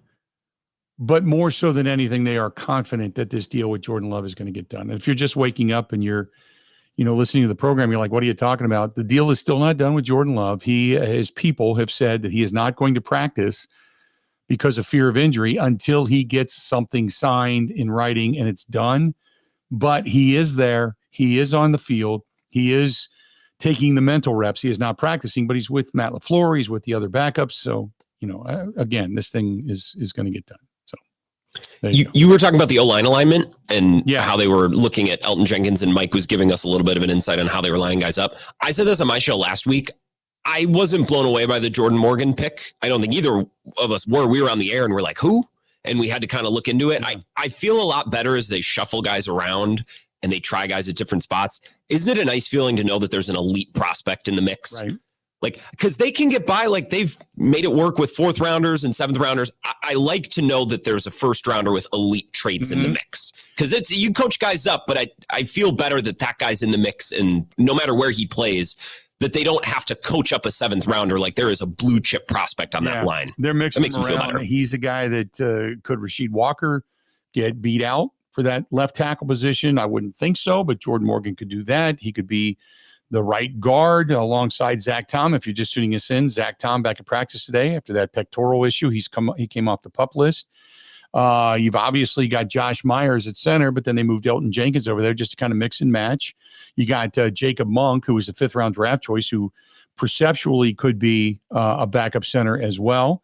You've got Caleb Jones, who's going to fall into the mix somewhere because they feel pretty good about his development over the last couple of years with that big, massive frame that he has, sitting at 325 to 350 pounds, being 6'8", and a beast of a human being, that he could end up maybe being the backup left tackle and or right tackle. But you heard a lot of talk from Matt LaFleur about the versatility. They like to cross-train guys to fill in numerous positions, and it also makes you nimble. If you're learning both sides, it gives you a little dexterity, ambidexterity, so to speak, to play from the left side and the right side. And they believe it makes you better and deeper. So I agree with you. There's still Royce Newman, who's in the mix, Sean Ryan, when he comes to, so to speak, and Zach Tom, and Andre Dillard is another guy. There's, who else do they have? They picked up Travis Glover is another guy they picked up in the 6th round. So they got a lot of options at that offensive line position. It's just how it shakes out. And, that first year when Stenovich became the offensive coordinator, it seemed like they just didn't have it when it came to the offensive line and mixing and matching guys. It seemed like there was something missing because it wasn't just a plug and play system like they've had in the past. And now it seems like they've got this offensive lineman factory going for the Packers offensive line. And so I'm pretty confident that in the depth of this team, just as long as you knock on wood, you don't have mass injuries across the board. Do you think it was funny, by the way, that Gutey knocked on wood twice in his press conference? I know, right? I think this is the most relatable thing I've ever heard a general manager do. He's listening to the program. I think they're listening up there. I think, from the feedback that we get on this program, both on the air and off the air, that there are people in Green Bay that actually pay attention. So Like that.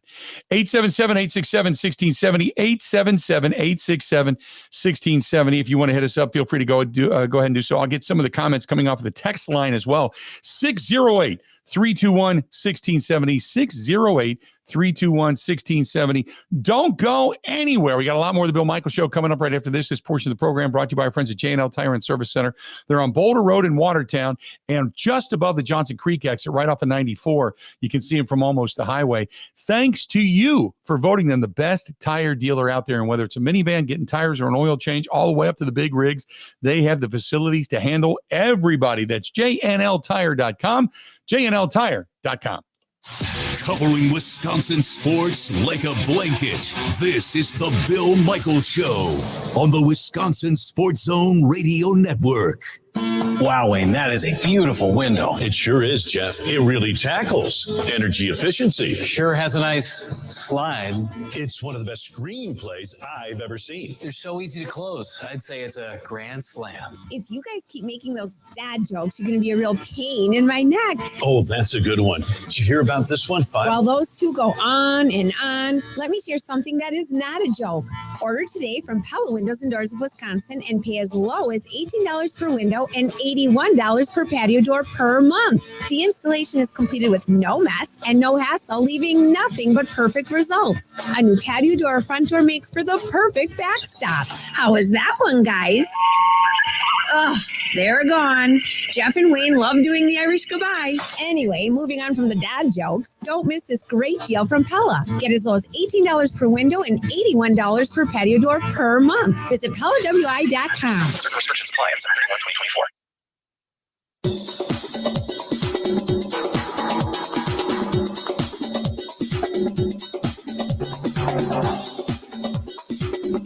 Bill Michaels will resume in 3 minutes.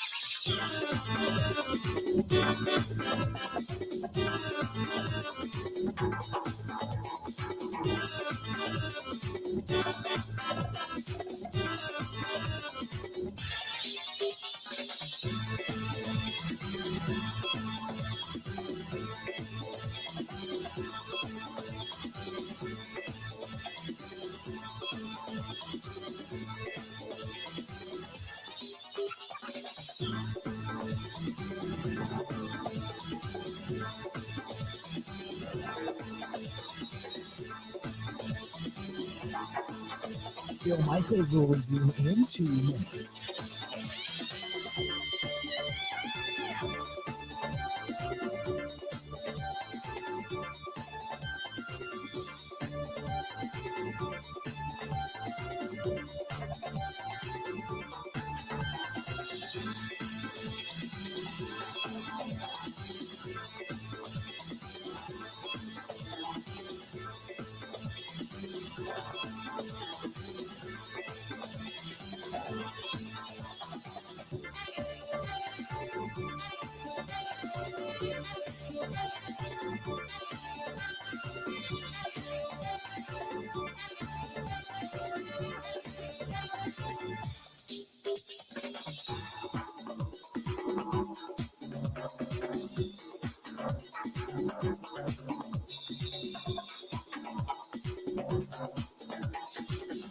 Bill Michaels will resume in 1 minute.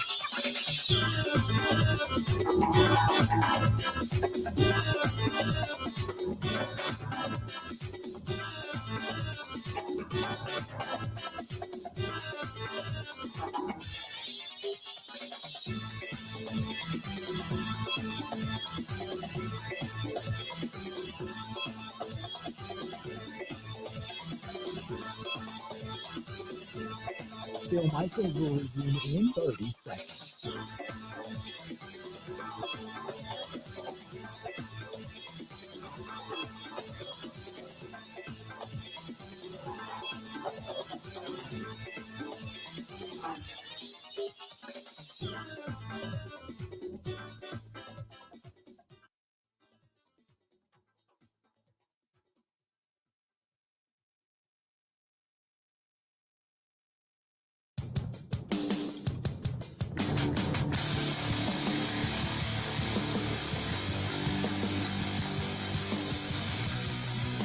tell you all the time, one of the greatest things I ever did as a homeowner was put the new windows in my house. Well, it's Pella Windows and Doors of Wisconsin. And the patio door in the great room, I had two of them. I have two of them. One was replaced by Pella years ago, and the other one was not. So last year, just before winter hit, I had that door replaced. And it was one of the best things I ever did. It kind of completed the house, so to speak. And in doing so, it just changed the dynamic of that room, because for years, whenever it got really cold, I'm talking in the single digits or below, that room just couldn't keep up heat-wise, because I have the baseboard radiant heat, and that I always had to close that room off. I still let the heat go, but it made the rest of the house cold. And last year, not a problem. It was just, I couldn't believe the transformation, not only in the looks, obviously, for the curb appeal, but the fact that room then stayed a steady 70 degrees all season long. It was perfect. And I couldn't believe it was from just one door. That's all I had to replace. But the rest of the windows and doors were already replaced. So I completed it, and it worked out great. That to me said right there that these are the windows and doors for me. Not to mention the security that you feel when you close those doors. You have that little toe kick on the bottom where you pop that pin and it locks the door. So even if the door is unlocked from the handle, you still can't get the door open. And you know it's not going anywhere. It's awesome. You don't have to put a stick in the door or anything like that. Pella Windows and Doors of Wisconsin, I mean, I swear by them. I really, really, truly do. And if you don't take advantage, if you're thinking about windows and doors, if you don't take advantage of the free in-home consultation from Pella, man, you're doing yourself a disservice. You're doing yourself and your pocketbook a disservice. And they have 0% financing, 36 months. They have showrooms in the state of Wisconsin. They have one now. They put one up in the Wausau, Stevens Point area. So for those of you that listen in that area, you've got the ability to go down and touch them and see all the different, innovations that Pella has. Go to PellaWI.com. That is PellaWI.com, or just simply call 855-PELLA-WI and set up an appointment. No obligation, by the way. Just set it up and take a look. Find out what line of windows, find out what style of windows and such you want for your home and what fits your pocketbook the best. Again, 855-PELLA-WI. That's 855-PELLA-WI. So there you go. Let's do this after the top of the hour. Got some other things to kind of get into. Brewers baseball taking on the Cubs tonight after getting two wins yesterday, or over the weekend, I should say. They finished it up yesterday up in Minnesota. So they knocked off the Twins, and the bats were alive, which was great. And I want to go back to the Saturday night game where you had Christian Yelich at the plate. You had runners in scoring position. And again, the small ball becomes prevalent to take the lead. He ends up dropping down a bunt and almost beat it out, but a perfect sacrifice run scoring bunt. Something, and Twitter just blew up. There you go, Craig, take that. This is how you can score runs too. I just thought it was a really cool moment. And Yelich just kind of using his head, went up there and did it. So we'll get into that as the Brewers get ready to take on the Cubs down at Wrigley in a 3-game set tonight, tomorrow, and then again on Wednesday. And if the Brewers can do a little damage, the Cubs, they're pretty much done. And then just continue to win and continue to set their sights on winning at home and winning series and putting them the expanse between them and then the St. Louis Cardinals as well. Also, we've got more to talk about other stuff as well. You saw Team USA get a scare from South Sudan. Some of the things that Aaron Rodgers said rang very familiar with Packers fans. And I thought, you know what? It's not that far off. We'll bring it up. You got that's coming up. You've also got Xander Schauffele. It was good for golf, and I'll tell you why when we come back as well. Because for what he did over the weekend and the shooting the was it 65, 66 in the Open Championship in the final round and winning, now 2 majors this year. It was a good thing for golf. And you may agree or disagree with me, but I'll throw that up coming up here in just a little bit as well. There's a couple of things I want to get to out of the 608. It says Jordan Love hasn't proved anything yet. Greed is killing sports. Well, you can't say he didn't prove anything, because he did. He not only put together a second half of the season, but he won in the postseason as well. He didn't blink going into Dallas, where they were big time underdogs by everybody. So I'm not shocked by this, and he has proven some things. Granted, he hasn't done an entire season. That I'll give you. but he has proven some things. Out of the 715, Eric says, are you surprised that Brock Purdy and his agent have not demanded a new deal yet either? No, only for the fact that Purdy was a year later, and I don't think he can until the end of this year. He's still under that rookie deal, and I'm not positive. I didn't think they could do a new deal yet. Because of where he's drafted and some of the details of being a 7th round pick, I don't think they can extend him even if they wanted to. I don't know the exact rhyme and reason and the law behind that, but yes, I've heard that talked about and written about a bunch. They can't, even if they wanted to extend him, they can't yet. I don't think they can. So I think he's got to wait till the end of this year. But certainly if he has another season like he's had the last two, you got to think that he's in for a big, big payday. It's whether or not they believe this offense and this team goes because of the quarterback or because the quarterback just executes the head coach's offense and the players around him. But I keep thinking, you know what? They had Trey Lance. They jumped up to get him in the draft. He didn't work out. They had Jimmy Garoppolo. He didn't work out. Brock Purdy took over. He worked out. So you got to think Brock Purdy's got something better than those two do, right? So we'll get back. We'll answer some questions. Take more. God, I can't believe we're through 3 hours of the program already. Holy Mac, don't go anywhere. We're not done yet by any stretch of the imagination. We got a lot more of the Bill Michaels Show coming up. Don't go anywhere. We'll be back right after this.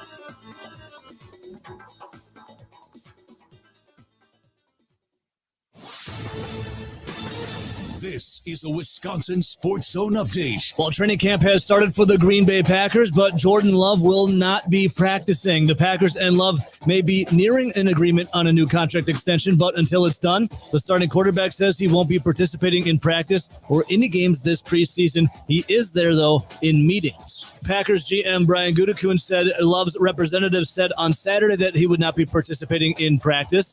Gutekunst also had some positive news, saying they were close on a deal. Turning to the Brewers, they swept the Twins in a 2-game series. Yesterday, Rhys Hoskins hit a go-ahead homer in the 8th inning, and Jackson Cheerio also homered and drove in 3 runs to lift the Brewers to an 8-7 victory. Here's more from manager Pat Murphy. This was a relentless victory, if there ever was one. Relentless on the road, great crowd, great atmosphere, and a really good team across the way. The Brewers now sit 57-42 on the year. They are 5 games above the Cardinals for first place in the NL Central, and coming up, it'll be their final series against the Chicago Cubs this regular season. They're down in Wrigley. First pitch tonight will be at 7:05. Rural Mutual Insurance, keeping Wisconsin strong. Rural Mutual Insurance is a proud sponsor of the Wisconsin State Fair. As a thank you for your support, they're giving away State Fair tickets. Visit ruralmutual.com/win and enter to win State Fair tickets. Rural Mutual Insurance, keeping Wisconsin strong. Badgers coach Luke Fickell, 3 players, Jake Chaney, Jack Nelson, and Hunter Wohler, are heading down to Indianapolis for Big Ten Media Days at Lucas Oil Stadium. They'll meet with the media tomorrow. Bucky will also open up their fall camp July 30th down in Platteville. For the Wisconsin Sports Zone Network, I'm Ebo.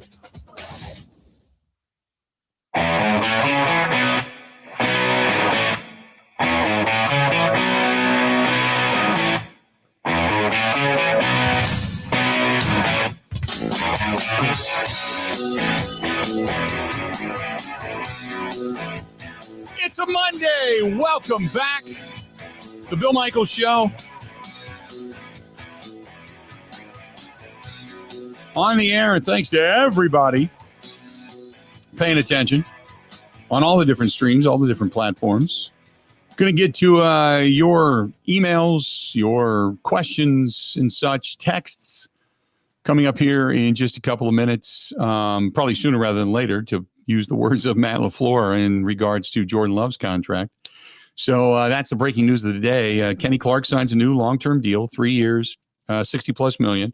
Jordan Love is still waiting on his deal, so therefore he will not practice, but he is at camp. He is taking the mental reps. He is on the field, so to speak, with standing next to Matt LaFleur. And he is in the meetings, but he's just not going to step on the field when it comes to actually participating in practice until his deal is done, because they don't want him injuring himself, his team, so to speak, and that being his agents. So the Packers, hopefully sooner rather than later, to use their words, are going to get a deal done. It certainly seems very optimistic for them to get something done. The big news of the day, I guess, was Elton Jenkins took a few reps over at center. They're mixing and matching the offensive line. Jaden Reed did not participate because he tweaked something at his youth camp, but they're not concerned about it. They're not worried about it. They don't feel it's going to be any kind of a lingering injury. Zach Tom is back on the practice field. He came off the PUP list today after that torn pectoral that he had in the offseason. Tucker Kraft, it's going to take a little bit longer, but he'll be back. And they're very optimistic about him. They said it'll take a little bit longer, but he should be back here in the next few weeks, they're hoping. So that was good news as well. So for all intents and purposes, things seem to be pretty good in Green Bay. They're just crossing the T's and dotting the I's and getting this deal done. Gutey did say in his opening presser today that, they're working really hard to get it done.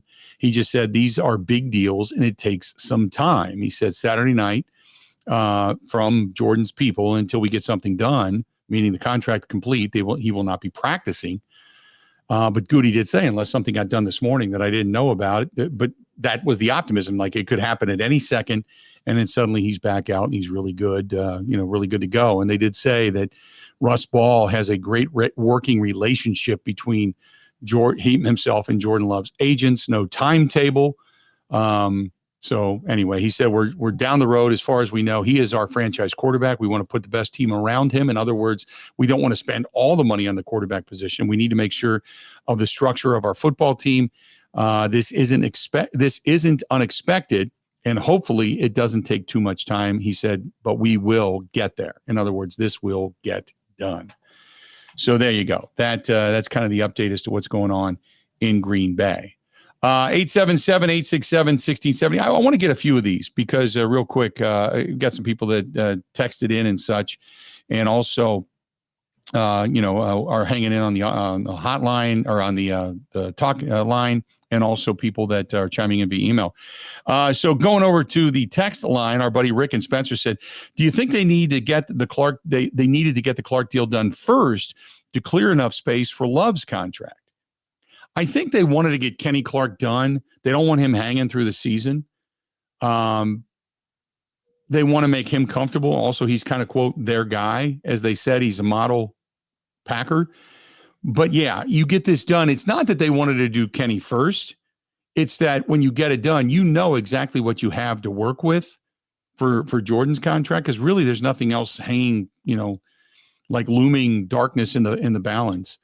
So I think they wanted to get that done, get Kenny happy, make sure he's good because he's a veteran, and then focus solely on Jordan Love's contract. But I think, honestly, many people thought that Tua would have been signed by now.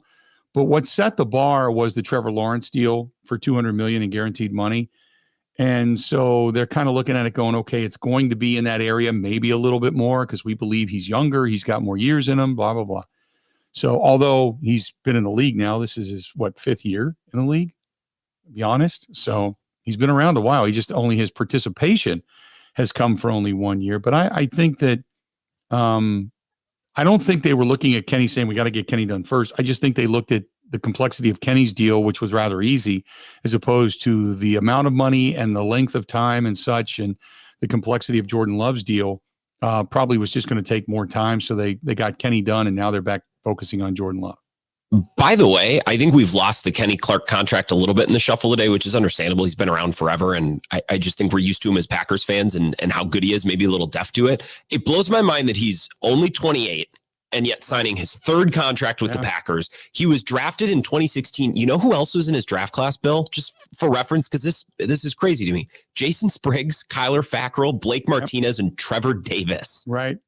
And it feels like he's been here forever, but he's still only 28 because he was 19 or 20 when they drafted him, I think, right? He was young. And I just, to this day, I still go back to that first time I saw him in camp standing next to Mike Daniels, who was the defensive lineman at the time.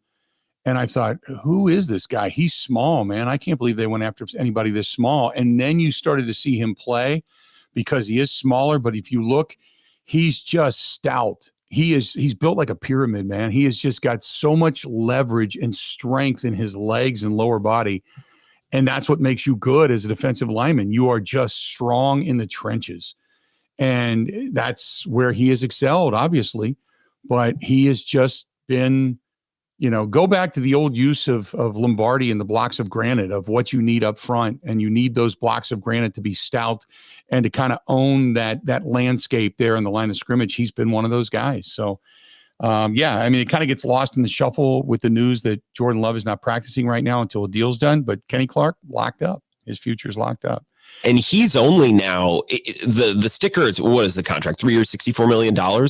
He is on an average per year basis. He's behind still Chris Jones, Christian Wilkins, Justin Matabuke, Derek Brown, Quinnen Williams. Like this, I think this is a very team-friendly deal. I know we always want to say that when our team signs a deal, but it's not like he took the Packers to the cleaners here. He's not even close to the highest paid defensive tackle in football. Right. Yeah, and he's been really stout, really good. So he took do you want to call it a team-friendly deal? But he took a reasonable deal to remain with the Green Bay Packers. And, we really haven't gotten too deep into the numerics of that, but he took a team-friendly deal to remain with the Green Bay Packers. And Kenny Clark should be remembered and touted for that he could have said, no, you know what? I'm going to play it out, see how I play this year, and then I could go out and maybe get a big-time deal somewhere else. Now, don't get me wrong. It's not like there's tons of teams that are looking to pay $20 million a year for defensive linemen, but he might have gotten more money to go elsewhere, but you don't get that much more for what? $3 million, $4 million. And he'd have to play this year first. Yeah, so who knows if he suffers an injury this year, exactly. Then he maybe gets close to nothing after this year. And don't forget, he's moving back inside. He's not on the outside anymore. He's moving back inside because of the new defensive front, going to the 4-man front with Hafley's new defense. So he knows he's going to be, physicality wise, it's going to be even more intense in the trenches because of the style of defense now they're going to play. So he probably said, you know what? Yeah, I'll take a little bit of a team-friendly deal because I know I want to remain here, but also I could run the risk of getting hurt and really not getting much next year. So they worked that out, and Kenny Clark now signed for a 3-year contract extension. This one comes from Bill in Wanakee. He said, do you think A.J. Dillon is going to make the 53 this year if it's a certainty? No, I don't think it's a certainty. I believe he's probably 85% on this roster, yes. But as far as a certainty, I don't think anybody is a certainty. I really don't. In football, we've seen it before where you think a guy's a lock and the team feels different. They feel for the money that maybe they can get a lot more out of a guy that's a lot cheaper. And if somebody plays equal to but costs less, yeah, you could find your way to the door. So A.J. Dillon he's a guy that I think what gives him the edge is knowing the system and blitz pickup, because he became a much better blocker for Jordan Love and or Aaron Rodgers out of the blind side specifically, coming from, and that's a huge aspect of being a running back in Green Bay, is being able to pick up the blitz and either give them a little bit of a shimmy and then get out and be an asset in the receiving game, or being a legitimate blocker that prevents your quarterback from getting killed, not just running the football. And A.J. Dillon has a leg up there. So that's why I say 85% chance that he makes his team, but I don't think anything is a certainty by any stretch of the imagination. 877-867-1670, 877-867-1670. Doug in Onalaska said, hey, Doug from Onalaska here with regard to Love's contract. Everybody is saying he only played well for half a season, and that's not a big enough sample size. I think they're missing the facts that the offensive line stunk the first half of the year as well. The wide receivers were running the wrong routes and dropping passes through it all. Love continued to lead He didn't do the eye roll thing like Rodgers did all the time. When the offensive line played better and the wide receivers started to play like actual veterans, Love then played great. We've seen enough. Fans need to trust Gutey and LaFleur and just relax. Yes, but don't forget also in that Atlanta game on that fourth down play, Love made the wrong call. He was the guy that screwed it up. He was the guy that didn't get it right away. I mean, I think you are 100% correct in what you're stating, but it doesn't relinquish any responsibility from Jordan Love. I think what we saw was the team struggled together, and whether it was the receivers or the settling down of the offensive line or the maturity of Jordan Love, I think all of that culminated at the same time, which is the reason you saw the results in the second half that you did. But what was different, you're right about not rolling the eyes and not throwing his guys under the bus. But I think what you saw out of Jordan Love, what really became prevalent and the reason also he's getting paid is the maturity and the leadership that he showed in working with the receivers and in sitting down with the offensive line on off days and whatever all went on behind. I don't have details as to everything that they did, but when you start to hear a lot of these different stories come out of that locker room to say, yeah, Jordan Love showed up at a couple of the offensive lineman dinners, and yeah, Jordan Love had guys over to his house, and yeah, we stayed late and worked on this, and yeah, we shared things and text messages and such. It was, I think when you go back to the youth of the team and the hunger of guys coming out of college, and they all have had pretty successful careers, they don't want to lose. There is none of this, well, we'll learn, and if we lose along the way, so be it. No, they wanted to win. And you saw that hunger go on and it become larger as the season wore on through leadership and through examples and through the actual, preparation and then execution on game day. You saw all of that. So not only is it the half season of excellent quarterback play that we saw, but it was also the leadership that we saw along the way. That's the reason you believe that you've got a franchise quarterback in Jordan Love. I wholly agree. 877-867-1670. Hit us up, 877-867-1670. Then our buddy Scott says, hey, Unit, did you hear Gutey say that they won't be bringing in any more quarterbacks? Sounds to me like they plan on having Jordan there sooner rather than later. Again, sooner rather than later. And that's Scott in Arpin. Yes, they're not bringing in any other quarterbacks. They're going to kind of work with what they have over the next day or so. But I think as many have put it, and I stated at the beginning of the program, I think you're going to hear something no longer than 72 hours. If I had to place a bet, I would say I'd bet a lot of money on, and I only bet would bet $100 that they would have announced Jordan Love's contract by this past Friday. I was pretty confident, but that was more because of the news cycle than anything. But I'm pretty more than confident, we'll say. I'm more than confident that they get a deal done in the next 72 hours. And it would have shocked me that we announce a deal today. I shouldn't say we, but media-wise, it leaks out that, yeah, the deal is done. It wouldn't shock me if they announced the deal today or this afternoon or whatever, that this deal gets done. 877-867-1670, 877-867-1670. Don't go anywhere. More of the Bill Michaels Show coming up next. Covering Wisconsin sports like a blanket. This is the Bill Michaels Show on the Wisconsin Sports Zone Radio Network.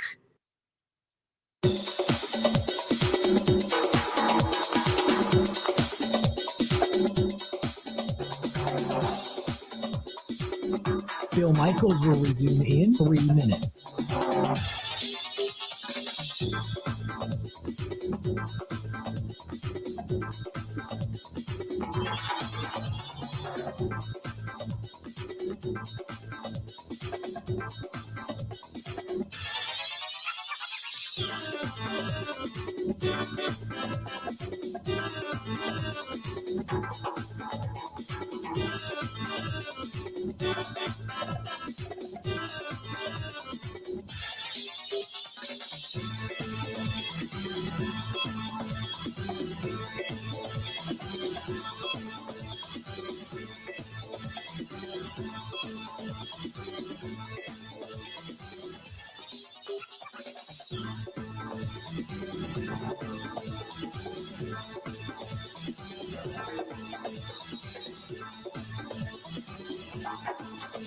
Bill Michaels will resume in 2 minutes.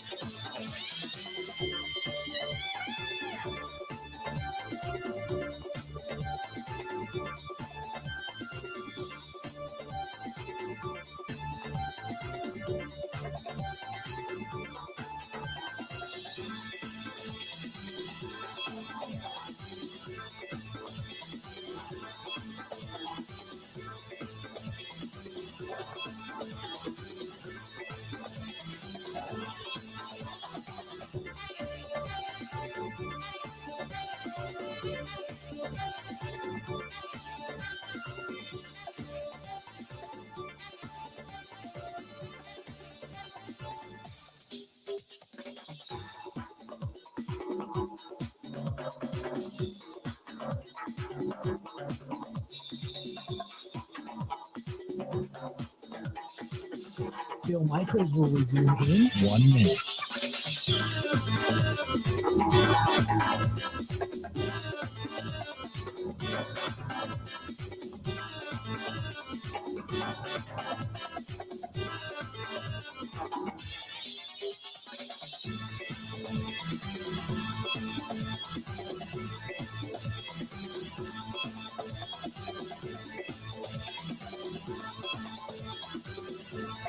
Bill Michaels will resume in 30 seconds.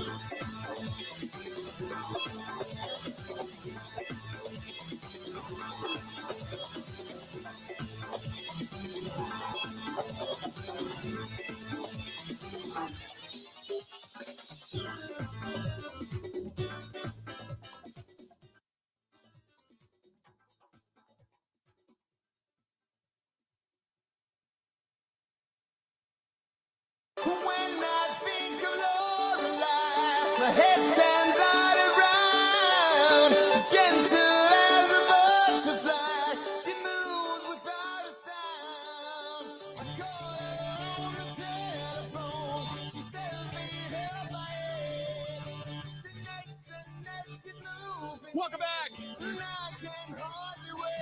What? Wait, what? Huh? Gonna get into that. Coming up in a moment. This portion of the Bill Michaels Show brought to you by our friends down there at Gino's Place, which is a Calderon Club and San Giorgio. Now that the fencing is gone, the RNC is gone. I know they've got a convention in town this week with Northwestern Mutual, and they've got the Harley-Davidson homecoming going on and such, and downtown is obviously going to be crowded. But if you are looking for some of the best Italian food you are ever going to put in the confines of your grill, oh my goodness, whether it's the spaghetti and meatballs, the thin crust pizza, the chicken marsala, the spicy penny sashina pasta, God, it's so good. So good. 838 Old World 3rd Street, downtown Milwaukee, right there across the street from the Hyatt Hotel. Or if you want authentic, certified from Napoli, Italy pizza. It's different. It's different than the pizza that you currently know. It's fantastic. It's San Giorgio, the pizzeria and the Poliatana, both places right next to each other on Old World 3rd Street, 838 to be exact, downtown Milwaukee, across the street from the Hyatt Hotel. And tell Gino and the gang we said hi. All right. So there was a podcast, and what was the name of the podcast? So Aaron Rodgers, is that what you're getting at? Yes, the Aaron Rodgers stuff. When I'm Pardon My Take, which is Barstool. Pardon My Take. Okay, yes, that's what it was. So in these cuts, I have 2 cuts, and they're asking about missing camp mostly. So it's Big Cat, Dan Katz, and the other guy's PFT commenter with the sunglasses. So this is the first one. Aaron Rodgers asked about, missing the mandatory camp for the New York Jets. Was that a problem? With what? Was it a problem that it was excused? Oh, I don't know. I mean, I'm sure I'll get fined for that. But yeah, the thing I think people don't understand is that when I was in the NFC North and playing for that team years ago, there used to be a real thing called mini camp where it was you had one of them usually. Sometimes it was right after the draft, but either way, it was 5 practices in 3 days: Friday, Saturday, Sunday. So 2 practices on Friday, 2 on Saturday, and 1 on Sunday. Now it's not mini camp. they can arbitrarily put a tag on whatever week of OTAs they want. So this is the mini camp week, which makes it somehow more mandatory than the other weeks. But it was an OTA schedule. That's how it's, how words can be a little deceiving from time to time. You can make a story out of the fact that I missed a mini camp when it was really 2 OTA days. Right. Interesting. I came to the first 10. Right. So it's a media thing.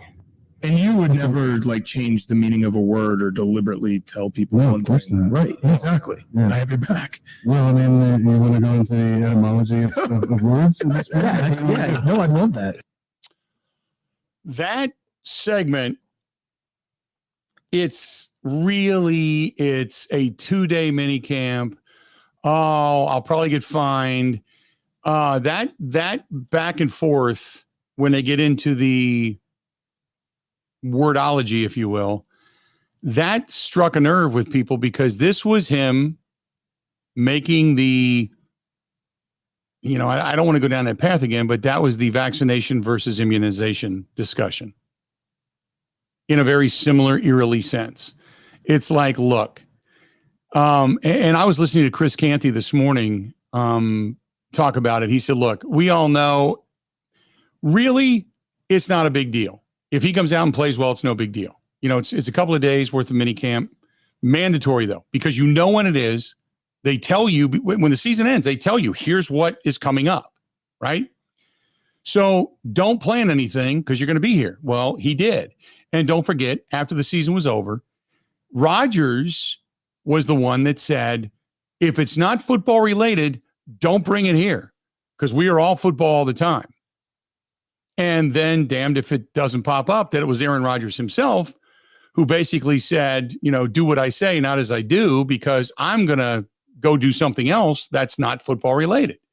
So everybody looks at him as like same old selfish Aaron Rodgers. He'll say all the right things. He's going to go on a lot of podcasts. He's going to pontificate about a lot of stuff. But when it comes right down to brass tacks, he's all about Aaron. It's not about the team. It's not about everything that he says. It's just about what he perceptually says. And then he starts to make the excuses. Well, it's really not. Yeah, it is. It's a mandatory minicamp, period. And to everybody else in that locker room, you said to everybody, if it's not football, don't bring it in here. And then who's the first one to stand up and say, I'm going to do something that's not about football and I'm going to bring it in here? Aaron Rodgers. I mean, he threw his coach in a bad situation. He threw the organization in a bad situation. It is what it is. So, and then he goes on to talk about, first of all, that team in the NFC North I used to play for, that other team. It's like, what, again, okay, whatever. So, which as Packers fans, we all kind of feel a little slighted because don't forget, in the same situation, they drafted you when they had Brett Favre. They showed confidence in you when they had Brett Favre. Don't forget that. But I guess which and by the way, maybe I'm misreading this. I listened to like 90% of this interview. If you just listen to that clip, it makes it sound like he's slighting the Packers. One of the hosts is a huge Bears fan, and they've always had this back and forth. So I think he worded it that way as part of kind of a joke that they had Big Cat saying like, hey, I like you now because you don't beat my team every. So I think that was a little bit of it. He also mentioned in this interview that he loves seeing the Packers beat the Bears still. And so you might hear that and think he's talking smack about the Packers. I don't think he is, but I know that's the way it comes across. It may or may not be. You don't know because we know the pettiness that can be Aaron Rodgers. But I agree with you. I don't necessarily think he's out to take a backhanded swipe at the Packers because he's now mad that he kind of got thrown under the bus with the Jets. So we'll see there. So this was also him talking about how all these camps and such have changed and further going out of his way to say, yeah, this is no big deal. How much does training camp suck? Like it has to, if you've been in the league for a really long time, it's like, I know what to do. It's a different suck. Back when football was hard, a long time ago, when there's real double days, physically it was the worst. But mentally, I don't feel like it was as bad. Just physically, now it's all mental. Yeah. You're sitting around all day long in, interesting meetings. And the hot days. Yeah. Yeah. And the practice is short. It's not even that hard. Yeah. And you don't play in preseason. We used to play in preseason. Right. We'd play 15 plays and a quarter and a half and into the third quarter. Yeah. Now you don't even play in the preseason. You should play in the preseason this year. Why? Why not? Just make football hard again. Aaron Rodgers is making football hard again. Don't steal that. That's All right. Print the shirts. Just also make America hard again. Yeah. That would be good too. Let's get tougher as a country. Yeah, let's get tougher. Let's get that callus built up. Yeah. You know? You should run for office. You should run for president. I think you set your sights too low. I agree. Oh my God. So they have, I listened to this whole thing. They have good fun with him, and they're kind of poking fun at him. And I don't know that Rodgers is always playing along. Like I think he takes a lot of it seriously with these two, because he did their podcast a year or two ago too. And there was a comment, I texted you about it earlier, where they're like, "Hey, tell us about Egypt." And Rodgers was like, "Well, I wouldn't recommend it in July. It was about 120 degrees." And PFT goes, "Yeah, and some people have training camp too." Yeah. And so they're giving him guff, but I don't always know that Rodgers is giving it back. I think he's serious about a lot of it. I believe so. But again, it was what stuck out to most was the mandatory minicamp, and then the explanation of how it's the but, where he just basically devalued the minicamp, but never addressed the term mandatory. And that was the wordsmith play, the same as when he talked about, I'm immunized, and everybody just went, oh, okay, because we just followed. We just kind of followed along. You didn't have a reason to look at him as a deceiver at that point in time. So anyway, it was one of those things that he stated, and I heard it and I kind of went, okay, same old Aaron Rodgers. But man, it was like the whole world blew up when it came to what Aaron Rodgers has to say, and how he kind of covets I'm going to say things that are going to be basically in my favor. And I'm going to make, because he says it to where you go, oh, okay, and makes you a believer. But if you listen to players and or former players, are like, everybody else knows. Everybody else had to be there. Everybody else committed their time. You're the one, and nobody else. Had he not gone out on the on all the podcasts saying, if it's not football related, you leave it outside. If it's not dedication to football, you leave it outside. And then during the mandatory minicamp, he's gone in Egypt because he just didn't want to be there, and he just took that opportunity to go for whatever reason. So that's the only reason it's become such a thing, is because he made the prognostication of if it's not football related, don't bring it in here. We're all about football. And then he's the first one to break that code, so to speak. So. Well, and that's the part that doomed him. Exactly. Right. But we kind of all understand who Rodgers is and what he's about. I'm not trying to bag on him. He doesn't play here anymore, but I could see how, if I was a coach or a general manager that had to deal with Rodgers a lot, how exhausting that would be. It's like, hey, Aaron, we'd love to, have you at minicamp. Well, technically, what minicamp used to be versus now, it's just like, oh my Jesus, we just want you here. Like, can you just come? Can you just come? Like, what twist, whatever? Just please show up. It's not that hard. And when you look at it when you listen to, say, like Matt LaFleur in conjunction to today, when Matt LaFleur said, Jordan Love's here, he's taking the mental reps. Then he went on to say, but it's the physical reps with the guys that you play with every day that can team build. And he's right. I mean, maybe let's just say today would have been the day where Jordan Love just aired it out to, somebody down the sideline, and they just ran under it, and something maybe they had not seen before, or something that maybe this guy had not been prolific at, but in the offseason, he really worked at something, and you go, whoa, wait a minute. And you get that little bit of a relationship where it's like you're high-fiving and let's try it again. Let's do it again. See what you can do. And then you throw it a little bit harder, a little bit far. Those are the things you learn, whether it's in a training camp, a mini camp, standing on the sidelines, in your backyard, whatever. You start to build that camaraderie. And that was something that Aaron Rodgers, again, talked about, the importance of being there and getting reps as much as he can with his guys. But yet, again, he was the guy that, first and foremost, vamoosed when the term mandatory came up. So not that I want to dwell too long on Aaron Rodgers, but it's just become a thing today, and you don't ignore it, just because it's got Aaron Rodgers, and we roll our eyes now because he's not our problem anymore. But it was something of pertinence. So anyway, I know some people just want to go, move on. And I understand that. I really do. I understand that. This portion of the program brought to you by our friends at Quick Trip. Yet another winner this past week who took home $25,000 just for participating in the Coca-Cola cash grab, the summertime cash grab with our friends over there at Quick Trip. A lot of good stuff being given away, and a total of $500,000 coming to you from our friends at Quick Trip. But they don't stop just because one winner is chosen. They're doing 10 winners total, and they're giving away $500,000 in cash. The last winner, by the way, that is chosen will get up to $250,000. That's not a bad day at the office. I'll tell you that right damn now. Whew. Love to win that kind of money. But they've got all kinds of good stuff going on over at Quick Trip. Obviously, the Coca-Cola cash grab, giving away the $500,000 in cash. You can get additional entries by purchasing Coke products, Monster Energy, Powerade, Body Armor, Smart Water, Core Power Elite, all of that with your Quick Rewards card. Just check out your Quick Rewards app and participate. It's really easy. It's super easy to do. See quicktrip.com/sweepstakes. quicktrip.com/sweepstakes for all the details. Easy for me to say, right? But don't forget, they are huge supporters of the motorcycle ride. They were one of the first ones to step up voluntarily and said, hey, I know you're going to need some sponsorship money to get all the bands in here and the staging and all that stuff. We want to make sure this ride is bigger and better than ever. Quick Trip wants to be a part of it, and there they are. And they're great people over at Quick Trip. We all know what it is right here in our own backyard. We love it. We breathe it. We eat it. We sleep it. We stop by it almost on a daily. Quick Trip. God love Quick Trip right here in our own backyard. Ready? This is the Bill Michaels Show on the Wisconsin Sports Zone Radio Network.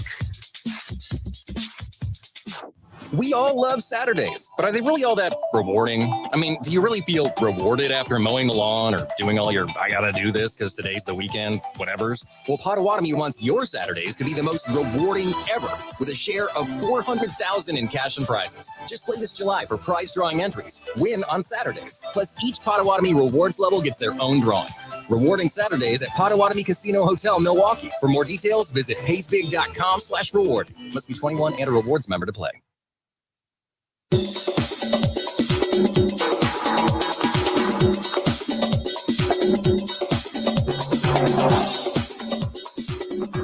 Bill Michaels will resume in 5 minutes.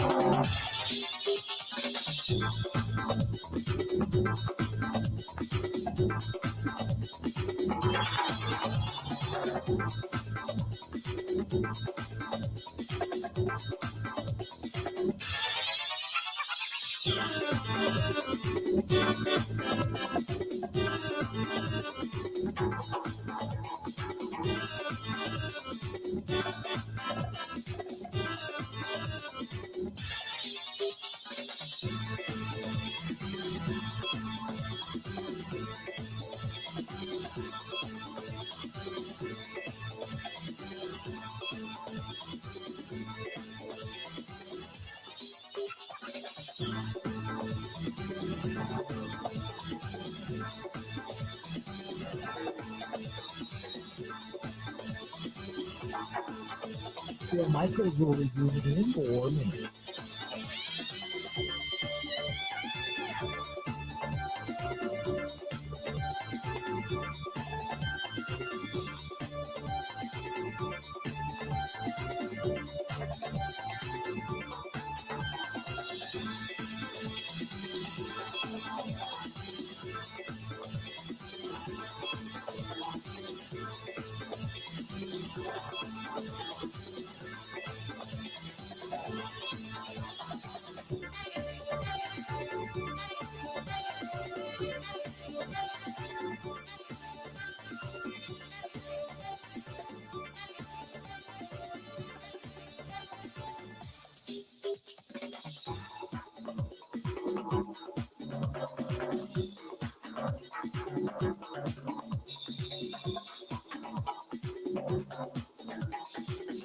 Bill Michaels will resume in 3 minutes.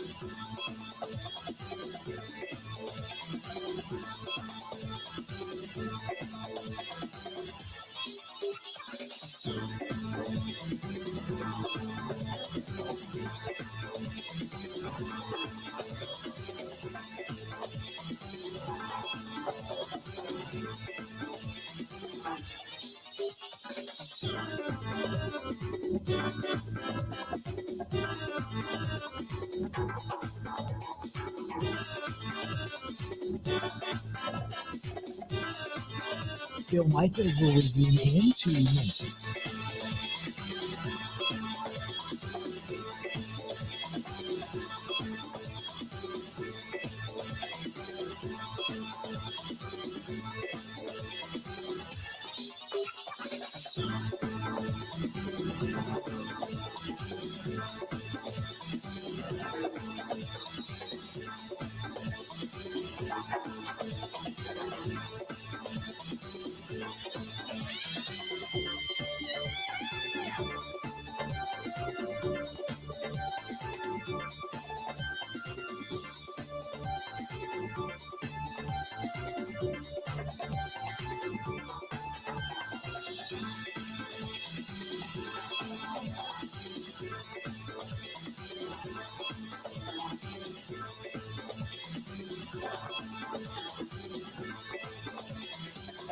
Bill Michaels will resume in 1 minute.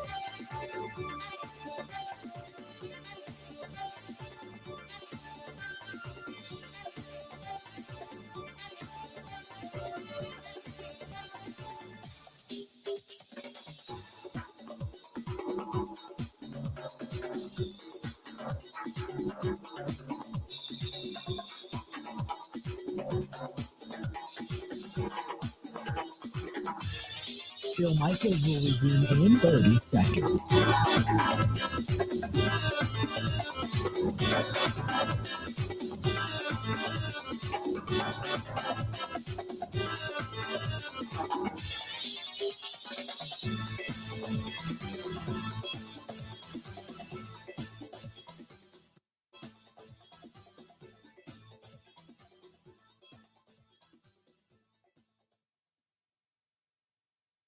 Swallow my pride, I would choke on the rhymes, but the lack thereof when they nailed me inside. I would swallow my doubt, turn it inside out, find nothing but faith in nothing. I wanna put my tender heart in a blender. Welcome back. If by chance you're going to be in town this week and you're going to be on a motorcycle coming in for the Harley-Davidson hometown or homecoming, and you're thinking to yourself, you know, I would love to get a stereo on my motorcycle the way Bill Michaels had his stereo put in, and it is fantastic. I mean, clear, thumping, 50, 60 miles an hour. It is as clear as a bell, and it's like a concert right there on your bike. It is awesome. Awesome. And I got it done by my buddy Tim from Tim Stereo Systems. You want to make an appointment, call Tim 608-718-1425. He is going to be at Wisconsin Harley-Davidson. He's going to be there this weekend. So if you're looking for somebody to do your stereo, call Tim. Say, Tim, hey, can you do it on the fly? He's going to do as many as he can this weekend, and he'll tell you about how long it takes for what it is you're looking for. But 608-718-1425, 608-718-1425. Again, 608-718-1425. Call Tim at Tim Stereo Systems. Part of the he's a Sounds, SOUNDZ, Sounds authorized dealer, and there is so many things he does. He puts the brake assist. He can put the brake assist on your bike, which, oh my God, when I discovered this thing, it's like changed the world for me.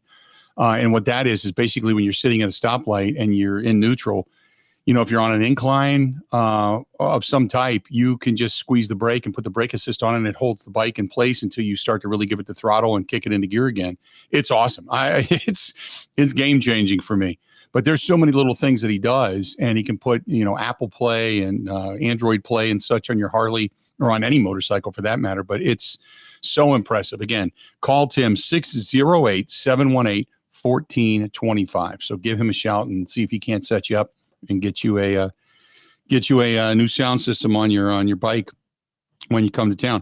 877-867-1670. JJ Loveless over on the live stream says Jordan Love's about to burn up a bunch of goodwill with the fan base if his giant contract ends up handicapping the team efforts to retain key players in the future. That's going to be a problem, and he's going to be blamed for it. Yeah. Although as long as you're winning, nobody cares. It's when you're not winning anymore when people care. If he doesn't play well. If he doesn't play well, yeah. But, I mean, nobody's blaming right now for the loss of Tariq Hill and company and some of their defensive line in Kansas City. Nobody's throwing the blame on Patrick Mahomes, even though he's making over $50 million a year.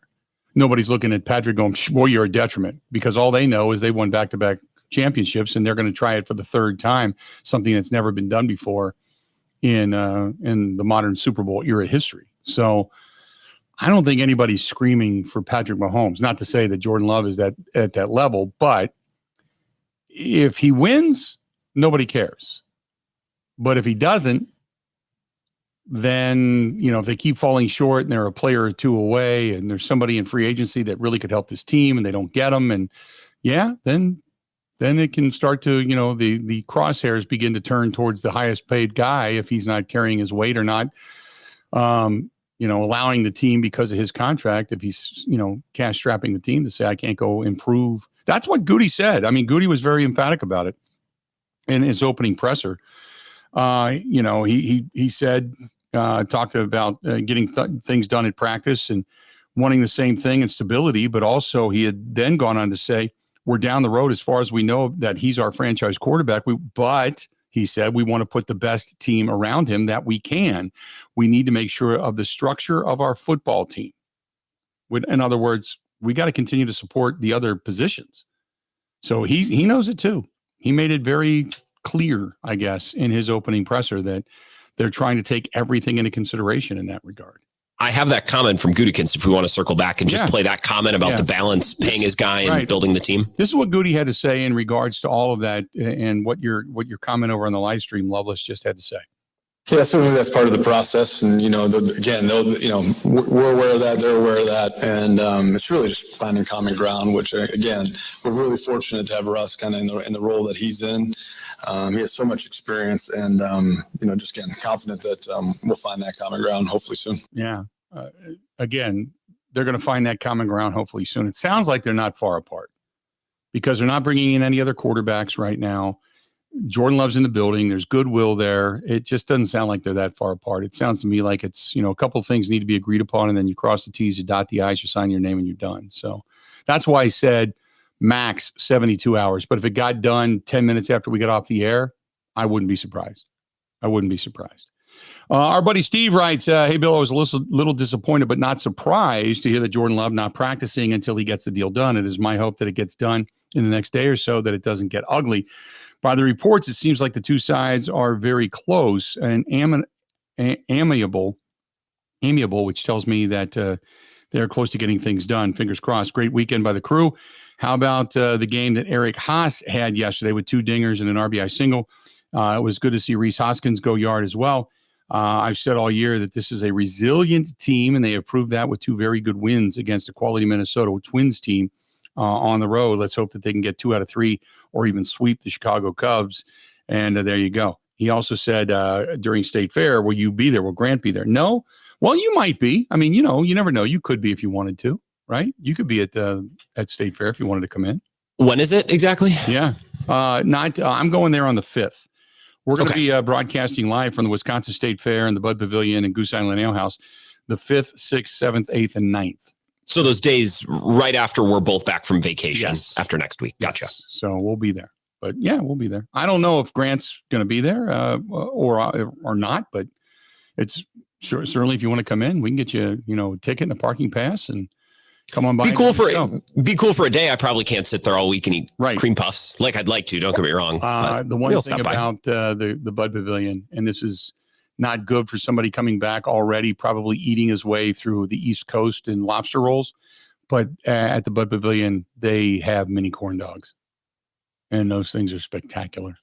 So, yeah, I don't know if I'm going to put on weight every summer. I go fly fishing for a week out west in Montana or Idaho. It's the same group of guys who I always do it with, and I drink more beer that week than like the rest of the year. But I don't drink that. I'm not a casual drinker. Like it's kind of got to be an occasion for me. But when we're out on vacation, one with lunch, why not? But we're fishing, we're on our feet all week. So I think it balances out. I don't know that I'm going to put on a bunch of beer weight because I think all the casting and all the hiking and walking. I think it'll just balance out. So healthy, maybe in the end. Maybe I'll even lose a couple pounds. You never know. You never know. Maybe. This is how we barter. Yeah. It's like, well, if I just walk a couple extra steps through 3 beers, I mean, what's that even what difference does that make? I was pretty good over the weekend. I had a pretty healthy meal down at the Twisted Fisherman, some seafood stuff. And then, which by the way, their blackened shrimp tacos are some of the best I've ever had. I mean, it's like scary how good they are, but it's a lot of shellfish that I'm going to be eating over the weekend and over the next week once we get to Rhode Island and Boston and Newport and all that kind of stuff. The only time it'll probably be bad is when we're in Boston, because during the day we're walking up in the Italian Hill and going to Regina's Pizza, which is fantastic.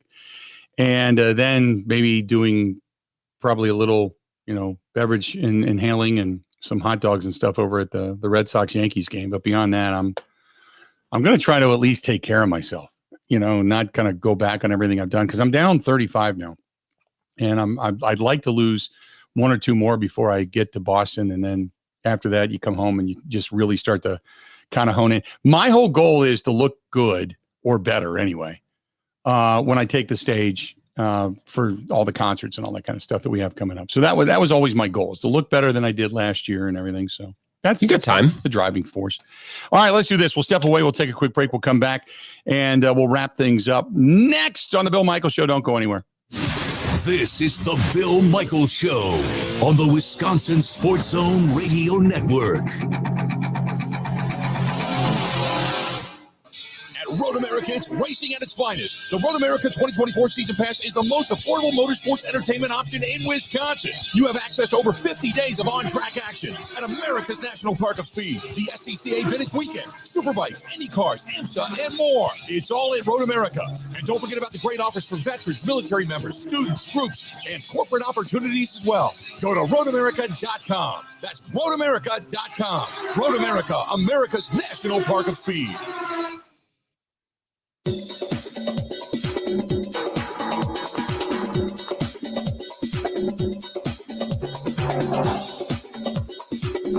Bill Michaels will resume in 3 minutes.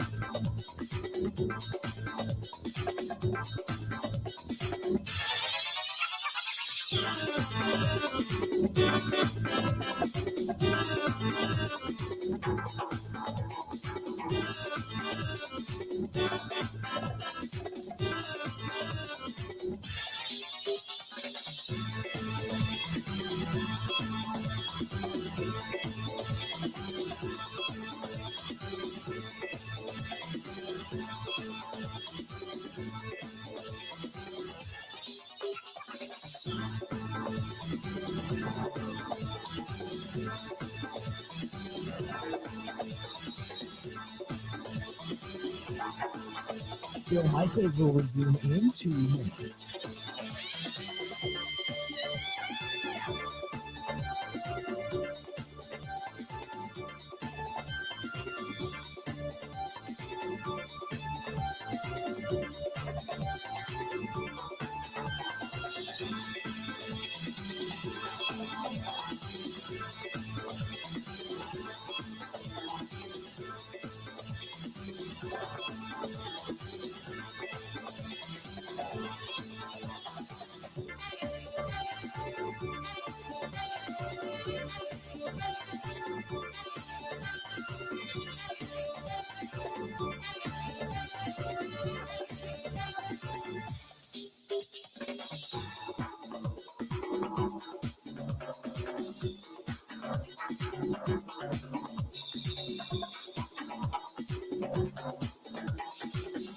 Bill Michaels will resume in 1 minute.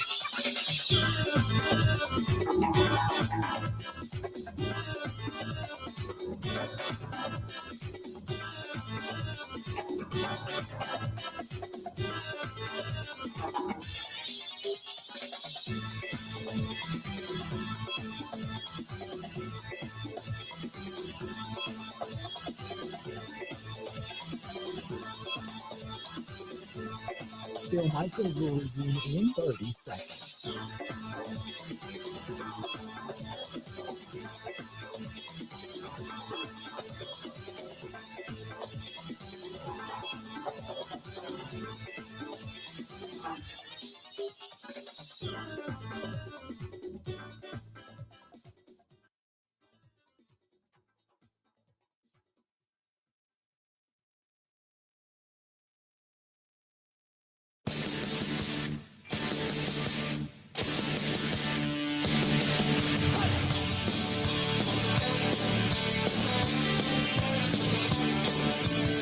Good to have you back. The Bill Michaels Show. Wrapping things up for day one of this week. Tonight, Brewers baseball back at it. This time down at Wrigley Field. Tobias Myers go to the hill, the righty for the Crew, and then Javier Assad goes to the hill, also a righty for the Cubs. The Brewers right now in the National League Central, they are 57-42. They are, 9 games ahead of the Cubs in all of this, who are 48-53, 10 games back. They're only a half game better than Cincinnati, who was 47-53. St. Louis still 5 games back in the division at 52-47, 5 games behind the Brewers. And Pittsburgh 7 games back at 50-49 on the season.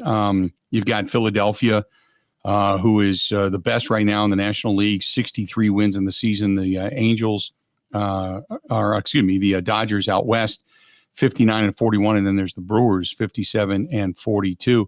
Pat Murphy, 57-42. He's looking to tie George Bamberger for the second most wins by a Brewers manager after 100 games. Only Harvey Keene had a better record as far as the first 100 games. So if Pat Murphy gets the win tonight, he ties George Bamberger for the second most wins in the first 100 games as a manager for the Milwaukee Brewers. That's not even something Craig Counsell did. So just a little tidbit of information for you there.